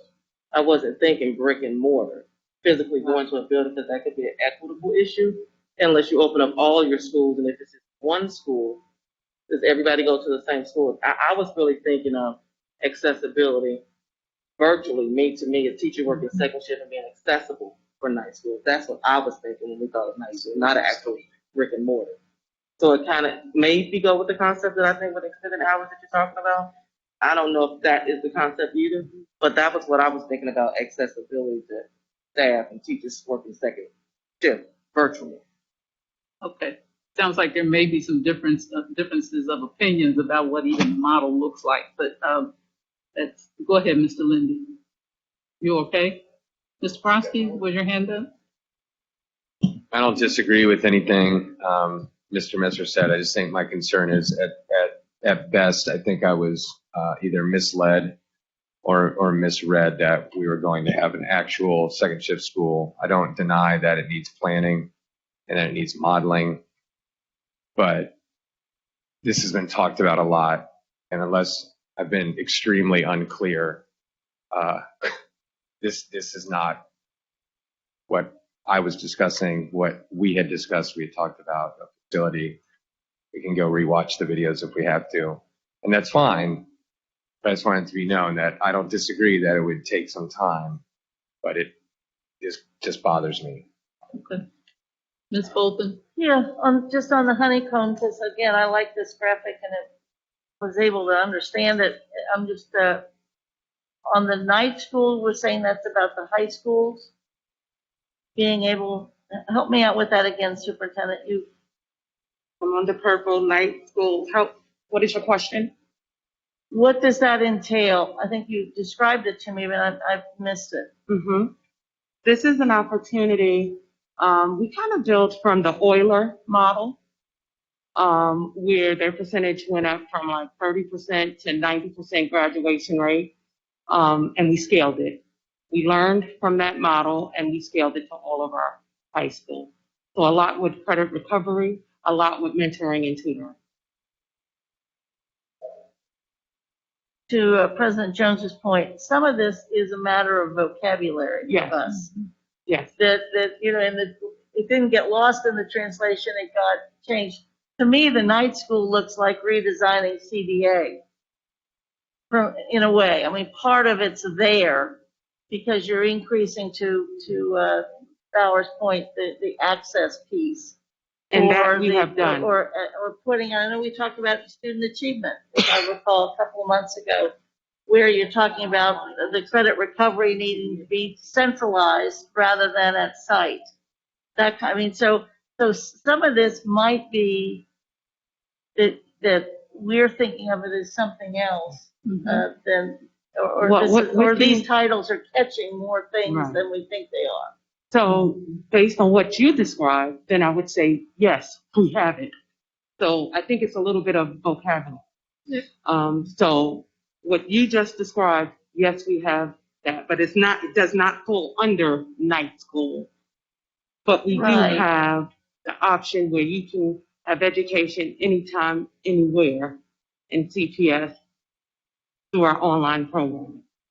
Yeah, so maybe that's part of, just like I know a couple of things from New Shore aren't here, which is fine. I mean, the green initiative, not the outdoor, I'm thrilled to see that, but I mean, like, I think it was Mr. Messer that mentioned that aligning with the city. I mean, this doesn't mean this is all we're doing. Correct. This is the stuff that's been carried forward from discussion. Like Thank 20-some new initiatives that layer on top of the day-to-day operations of the district, and it's a lot to accomplish in 1 year. So that I'm clear because I don't want you to be misled or felt misled. So I want to be very transparent and say, based on what I just described, does that meet your understanding of a second shift school? It does not, but I think it's great and I support it. And I would still like to, over the next year or so, follow Mr. Messer's suggestion and look at what it might be to have a second shift school for people whose hours don't align with the standard typical school day. But I do think it's great. And again, it could have been a combination of many things at once. me being unclear, other folks being unclear. So it's no bad blood, but it just took me by surprise tonight. And so, but I do think it sounds great. I really do.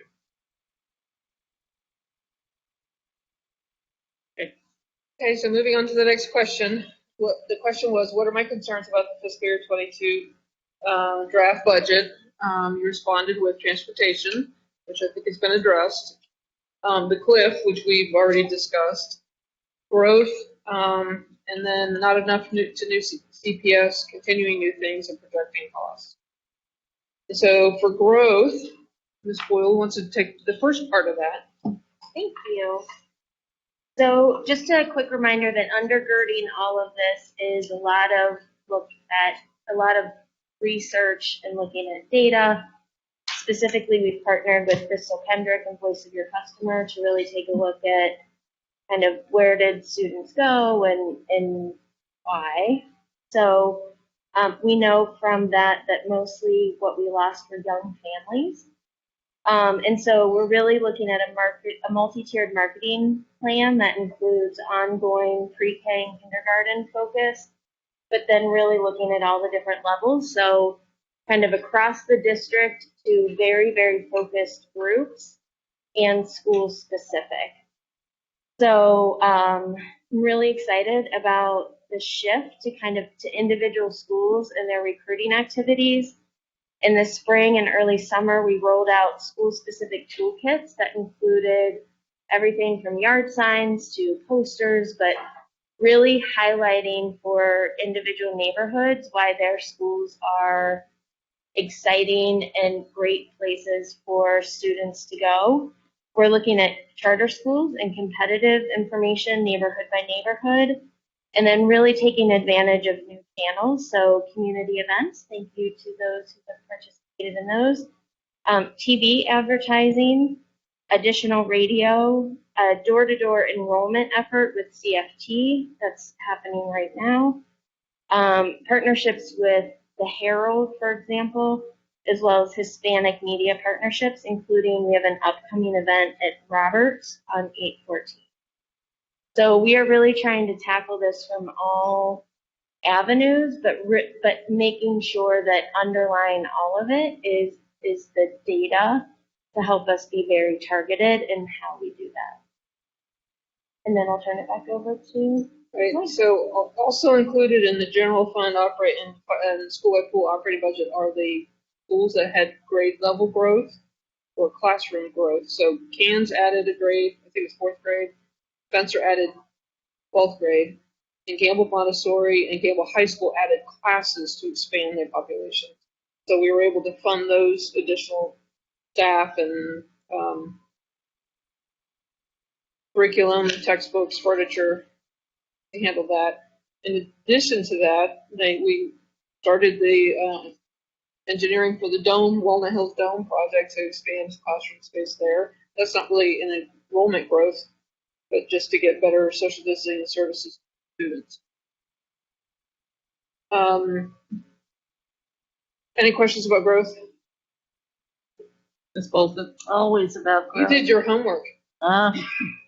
No, you all make me do this finance thing forever. The PRM expansion is in this. Correct. The Hyde Park efforts are in this. They're in the ESER 2. The Walnut is in it. Yes. We took the Hughes Annex out and determined that we would have to use COPS to do that. There's no plan for that use. And so the other 3 were higher priorities. We got a plan. Well, but okay, so it is what I would ask about would be the Hughes Annex. I'm really going to respond to what Krista was saying. We have to have a new product to market from a standpoint or a new perception of what CPS is to really market it. I think that we know that site-by-site thing works really well where, recruiting, that has been fantastic, even just postcards. Something as, old style as that, I love it, thanks. but that's part of that whole new CPS look. We can't keep marketing the same thing. So I keep wanting to emphasize that, but glad to see the growth piece and people have been around a long time. I wait for the maps. It's there. The maps that actually for every single building show where the kids in that building are actually coming from. And I know you're contracting with the very people that know how to do that. That will be so good for the board to see those maps. Mm-hmm. And it will help all of our planning. I can't emphasize, especially as we look at high schools and also as we look at neighborhoods. So as much as you can accelerate that activity with that contractor, man, that really spurs discussion. And it sounds like you're on that path now. Thank you. So the next one was not enough new to CPS, and we thought this would be the area for more dialogue.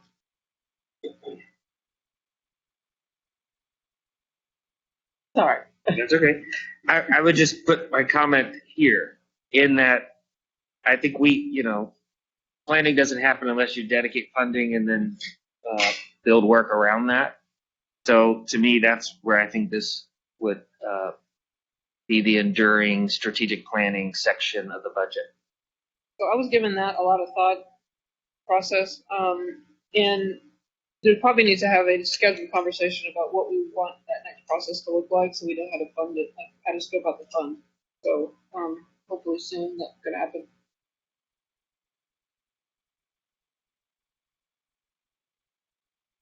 Yes, I'm sorry. It's no problem. This was a question actually for Board Member Messer, because I like a lot of what you said about kind of an ongoing commitment to that, thinking out in cycles of 3 years ahead of time. I agree 1,000%.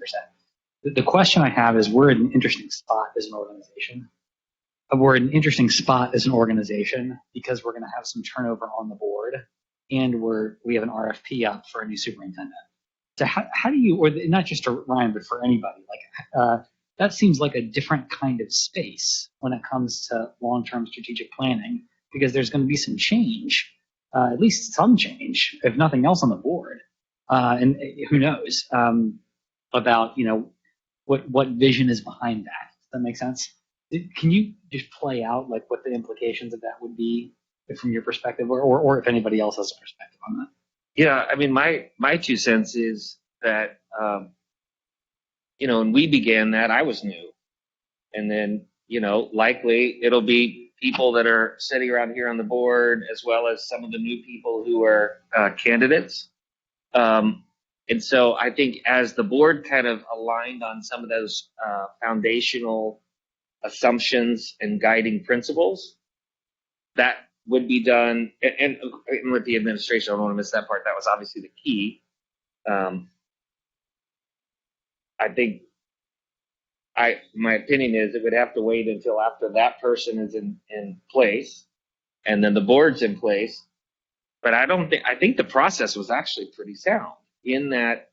I think that it is a working committee, would be my opinion. And I think it is a kind of an administration board joint effort with the community partnerships, and the people that were involved, Ms. Bolton and others, know that there were quite a few people that had a brick in that foundation of that plan. So I think we could do a retrospective of that process, and which has been captured pretty clearly. And when you populate the new people, and then you go through the work of establishing guiding principles, this is where I think all of this new CPS, hey, here's what we're thinking, because a lot of the new shore, I love that because it's what we think, but then we also have to pressure test that against our public. And so to me, that's where that process then comes to life, because now you get it in a planning process where you're starting to work through, what is year 1 of that, year 2, year 3, how do you measure, what does it look like, feel like, based on all that. So that would just be my 2 cents.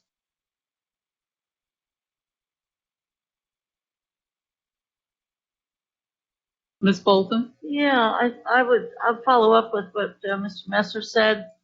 I think that process worked well. I I think too, right now, it's just like in an LSBMC, they get the biggest participation when they're choosing a principal. It's like everybody's on that LSBMC. You may not have seen them for 2 or 3 years, but boy, they want to be there. We have an opportunity right now, it's the same thing district-wide regarding the superintendent search. That will get the biggest play of anything we do engagement-wise. Jen has told us again and again that there are parts of the ESSER piece that demand community involvement, for sure. And then when you think in terms of whatever the growth piece is, if there's a way over this time while we still have this current board and in preparation for the next board, if there's a way that we can merge those sorts of dialogues so that we really have a lot of participation, even in person and throughout the district physically as well as virtually, and we have Krista and those folks that know how to do this allow those streams, those separate streams somehow to be part of an overall piece, that'd be a great way to close out the third year of our current strategic plan and then lay the groundwork for what is going to be the next, whether it's an extension by 2 years or something brand new. But there's plenty of groundwork that we could be laying this particular semester. And very frankly, as we learn, if we don't make changes before the lottery system or before we have sign up, you lose another year. And I don't think we're in a position, if we've been talking about new CPS for 18 months now, we can lose another year that doesn't show that we've moved towards the new CPS. So to Ryan's point, the new people are going to have a lot to say about this, but there's still tremendous work to be done in this particular semester prior to January 1st. A lot of work. I mean, more than I can imagine. And a lot of it controversial, but a lot of it really intense. So we can't delay. We have to be making decisions here and then laying the groundwork for the new board. Okay, moving on to, this is the phrase that was responded to, continuing new things. I interpreted that to mean what's sustainability. And so we tried to do that through the ESSER funds and address things that needed to continue through the CLIP plan. Initiatives that are funded by the general fund will go through our new performance metrics to determine whether we're going to continue. We need to free up money to let this stuff in, new stuff in. You can't just keep growing the budget unless you want to go back for a big levy. And so new initiatives will follow the same process. I know your sentiments on a new levy. And mine too. So, but math is math, right? So, any response to that? Question. Go ahead, Ms. I don't have a question, but to that point about no new money and no levy, when you look at the 5-year plan that you put together and shared with us and we passed, what are you thinking in terms of the annual, 22 is 677 or whatever. What's 23 look like? What's 24 look like? Are we going to have these continuing? So I need to do an analysis based on the new budget cycle. But so 22 is not going to be 676 because they just took $80 million in tuition expense away from us. Well, yeah. Okay. But that is where it starts. I mean, but it goes, that 80 goes someplace else. It goes, right, we don't have the revenue, we don't have to pay the expense. But, so what they did for fiscal year 22 is they just said, okay, you're going to get the same value you got last year. And then here's some other little things that they're adding on. Our simulation, I will share at Finance Committee in a couple weeks. We're working through that. And then the new formulas will kick in based on the Patterson and recommendations. And so I have to revise the whole forecast for that because they took student wellness out of a separate fund, threw it back into the general funds because it's going to make it look really wonky. They didn't fund student wellness as they said they were going to, so we're having to take our budget for next year and use this year's carryover money in it. But suffice it to say, fiscal year 24 is when we were going to hit a cash deficit if we continued the at the spending rate that we had forecasted. Our revenues are going to stay flat, or they're going to grow a little bit. Enrollment growth and recruiting kids back from charter schools is going to be the biggest revenue increase for us. They more than doubled the investment in voucher program. The cost of the voucher program in the state last year was $162 million. They added $163 million to that budget. It just blows me away. So, but I'll give you more updates when we finish with the analysis of the new budget. But from the raw dollars, forget about the 677 or whatever, the percentage increase over each of the previous years, our budget has been growing, correct? Because we had an agreement that we were going to invest in the first year of the strategic plan to get some big bang for a buck, but that we had an agreement we were going to return back to a balanced spend, which means you don't spend more than the revenue you bring in that year. Right. We dipped in our cash reserves to help fund that strategic plan. Can't continue that. So, like a last promise, Carolyn, so when we talk in terms of 23, you're looking at budget cuts. We are looking, yes, at replacing things that we're spending money on to bring $6 million back in, and then whatever step increases in COLAs that we've already agreed to, right? But 23 and 24, the budgets will be smaller. Well, flat, but they will be spending money on different things. Okay.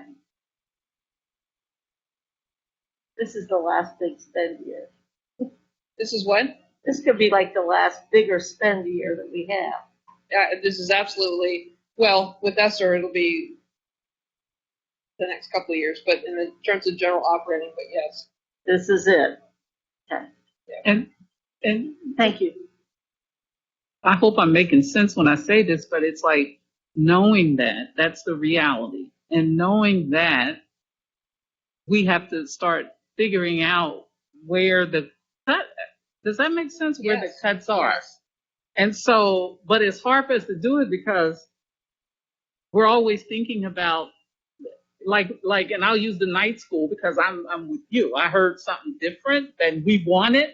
Okay, so you got to have the money to do it, but then you got to cut somewhere else. That's always the dilemma: is where do you cut? How do you prioritize around it? Maybe some of that dialogue in our strategic planning can help us with that. That's why it's the new CPS. The old one is, we can't afford the old one. So here's an analogy, and I hope this doesn't come across wrong. If this is our budget, we can't keep adding more water to it. We have a cap, right? So if you want new stuff, you have to take stuff out to make room for it. Does that make sense? Yep. Okay. And you have to design a new bottle. That's my point. It'll be this big. It's my point. Legacy, yes. You have to have a new bottle. Yes. So what is that about the old wine in a new bottle or whatever is still the old wine? Well, we need a new bottle. Okay. All right. So somebody asked for projecting costs, and the word was cut off. I assume they meant priorities. And so without a dialogue, I'm anticipating. But so for fiscal year 23 budget building, coming up, we're getting ready to start a whole new cycle. We haven't put this budget to bed yet, but so we're going to start talking about the scope of annual priorities now or soon. We're going to implement the student-centered process, the multi-tiered system budget redesign, using our academic return on investment. And how do that second line was supposed to be about engagement. So we're going to continue to do the stakeholder town halls, the virtual ones that have been very well attended versus some of our old budget hearings where we had 2 people show up. Continue with thought exchanges, Mentimeter for board feedback, Mentimeter's interactive feedback tool, and that we are continued to fiscal transparency and positive financial stewardship. So if I missed, whoever put that in the thing, if I missed the point, please help me. Okay. The third question, at the end of the evening, what does success look like? So there was comment about we want general alignment around dollar allocation. general alignment along those items, ADE, ESSER, and the new CPS. And we want our students to have equitable resources and services to succeed. So once again, because it was your definition of success, do you feel like you have general alignment on dollar allocation for the fiscal year 22 budget?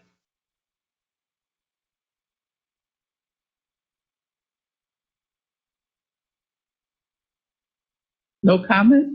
I heard a mm-hmm. You heard a no? No, No, I heard a yes. I give it up. Oh, yes. Yeah. I mean, I hope so. Yeah, okay. So that's good news. All right, so do we have general agreement on the bottom line, ADA to S, continuity plan, the cliff items? Do you feel like you have a unified voice and a budget that seeks to build a new CPS? Go ahead, Mr. Mess. I'm sorry, Mr. Lindy was first. Go ahead. Thanks, President Jones. Treasurer Wagner, I sent over a couple questions today. I know I was not at the last meeting. And if I was been waiting for an appropriate time to just kind of go through what those were and what I think the answers are, because none of the issues I raised are any different from what we've talked about in the past. Okay. Is now an appropriate, before we end the discussion, I'd like to do that, but I'm agnostic as to when. I'm happy to address your questions. No, okay. So I think the overall kind of lens that I've been applying to this whole budget process is: are we clear about the challenge in front of us? Do we have some clear goals for what we want to make true for kids? And do we have a budget that is aligned to that? And I think the answer on all those fronts is yes. I just like to check. I think we're all clear on the size of the challenge in front of us. We got the most recent MAP data from the administration, which I appreciated. And it looks like at the moment, about 21% of students are on grade level in math, and about 29% are on grade level in reading. That's even though we're missing 25 to 30% of kids in those numbers. So my hunch is that overstates it by that. And so that the vast majority of kids we serve, predominantly low-income kids, predominantly kids of color, we're not providing them a chance to compete on an even playing field for academics. And I think we're united in the idea that we want to do something about that. We have a once-in-a-generation challenge, and we have a once-in-a-generation opportunity to do something. I think the reason why I support this plan is we have very clear goals for what we want to do about it. We didn't see those tonight, but I know we've seen them in prior meetings. And there are clear outcomes for meaningful increases in third grade, sixth grade, and end of course assessments, as well as not just academic outcomes. We want to see reductions in racial disparities in discipline. I think it is a holistic, meaningful, ambitious set of clear outcomes that we want to go accomplish. And one of the things I like a lot about the plan is that it gives us the opportunity to get information early on whether or not the things that we're doing. So I do like these 2-week assessments that we're going to do because they're short, it's 15, 20 minutes, but it will give us information about whether all of the strategies we're trying are actually having the outcome in the world that we want them to have. So long as all those things are still true, it feels like a great plan to me. And I wanted to check that those things were true. And then I had one follow-up question about community engagement, but let me pause there first. Yes, all of the things that you listed there are true, from a very clear, specific, measurable target on increased achievement, increased graduation, and the budget supports all of those items with measurement. That's great. So thank you. That's great to hear. It's also not surprising because I appreciated when you shared it before. I just want to make sure nothing had changed. I think my question then on the community engagement was, when we get the results from the thought exchange back, and when we get any other results back on Monday, are we going to be able to tell which groups of stakeholders are we hearing from? Are we going to be able to see are we hearing from low-income families? Are we hearing from families of color? Are we really getting a robust and diverse set of perspectives? That was one question I had. I don't know. Krista stepped out of the room. Did she leave? Oh, okay. So hold that question. We'll give you an answer when she gets back. Thank you. Any other comments or questions? Are we at Did I see? Yes, go ahead, Ms. Bolton. What I'm most pleased about on that list is the continuity plan regarding the cliff items. I'm much more reassured that we know what we're doing about this extreme amount of money and absorbing, and it's the thing we know the least about, but I'm very confident about the cliff. The rest of it, you've all heard my comments. This is far better than where we've been, but I still say you do need to redesign the bottle. And whatever we're doing about this new bottle and the new product, not some bridge analogy. I'm going to do a bottle analogy. No bridges. But I think we have to almost every day figure out a way to talk in our meetings about that big piece, which is what is the new CPS. Because I know in the midst of all the changes and the crisis and whatever that we've lived through, we lost focus on the bigger picture of the new CPS. We've got the blocks to build the foundation. We know we want that. We know we want this and that, but the big piece of whatever that new CPS needs to look like, and we have to come up with that fairly soon. So you don't have a product to sell or a bottle to fill.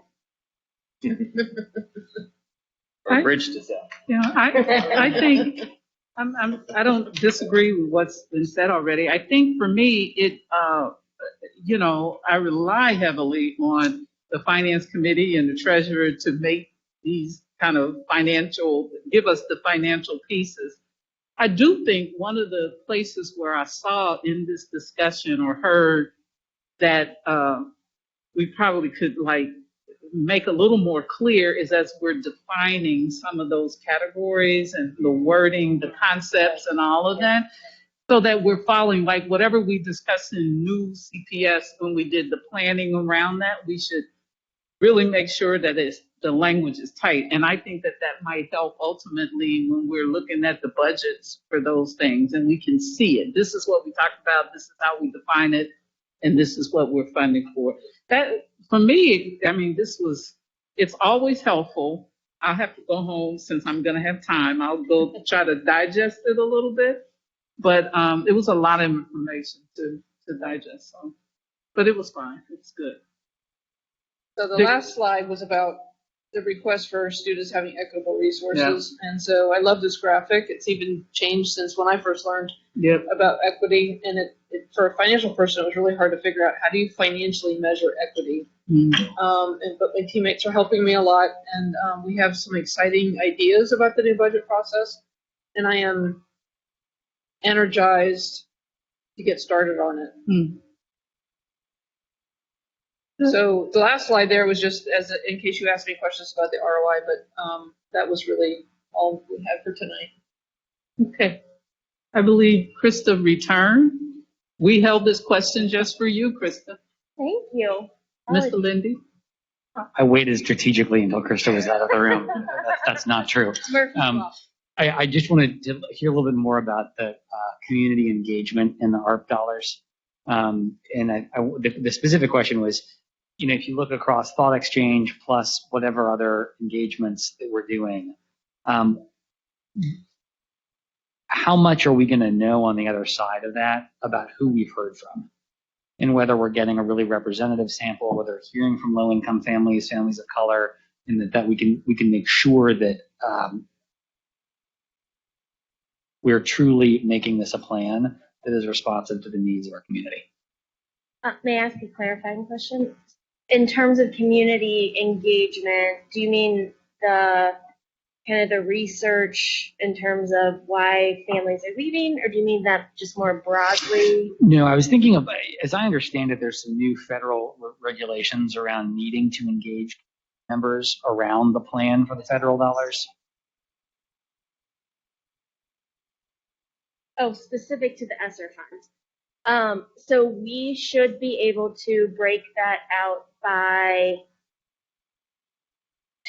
type of person. So kind of where they are, if they're a student, if they're a parent. I don't know how much deeper than that we can go with the thought exchange But one of the reasons we chose it is because it allows for that open-ended commentary. So it allows us to harness things we wouldn't have thought of versus, hey, can you choose kind of A, B, C, D, or E? That makes sense. But there are definitely some trade-offs within that tool. Yeah. I mean, if so what I'm hearing you say is that there are upsides and downsides to thought exchange. Upsides are you can really get nuanced, interesting, open-ended feedback from people. Downsides are we don't actually know who they are that are responding in terms of race, in terms of neighborhood, in terms of income level. And that makes sense. And I think it's good to go after the plus sides. Do we have a plan to get from some other source the things that we won't be able to get through thought exchange? So it is possible, I think, potentially to use the POSIT tool. I know we've done that in the past. But I will say Thought Exchange really was the primary sort of survey tool we were looking at. I'm glad to put some more thought into how we might supplement it to get to that additional level of detail. Yeah, I mean, CPS is such an interesting place, right? Because we have both low-income families and middle-income and affluent families. We have white families, we have families of color. I think, like, unless we can know that we truly have heard from a variety of stakeholders and then use that feedback to influence how we're spending federal dollars, I don't think we will have done our job yet. And I think there are probably lots of ways to go about that, but finding at least like some way to go about that. Yep, that's fair. Thank you for the feedback. Yeah, thank you. Okay, so are there any final comments or assignments? Yes. Yep. Okay. Yes. Sorry. I just want to make sure, although there are no assignments, but clearly I have kind of adding a line item for strategic planning. And in that process, we can do some engagement around a second shift school, because it's outside of the definition that we were under, although we are providing online option, but I'm hearing another option besides online. And then we will look into the supplement to the thought exchange. So those 3 items. Okay. All right. Having no other agenda before us, declare the meeting adjourned. Thank you.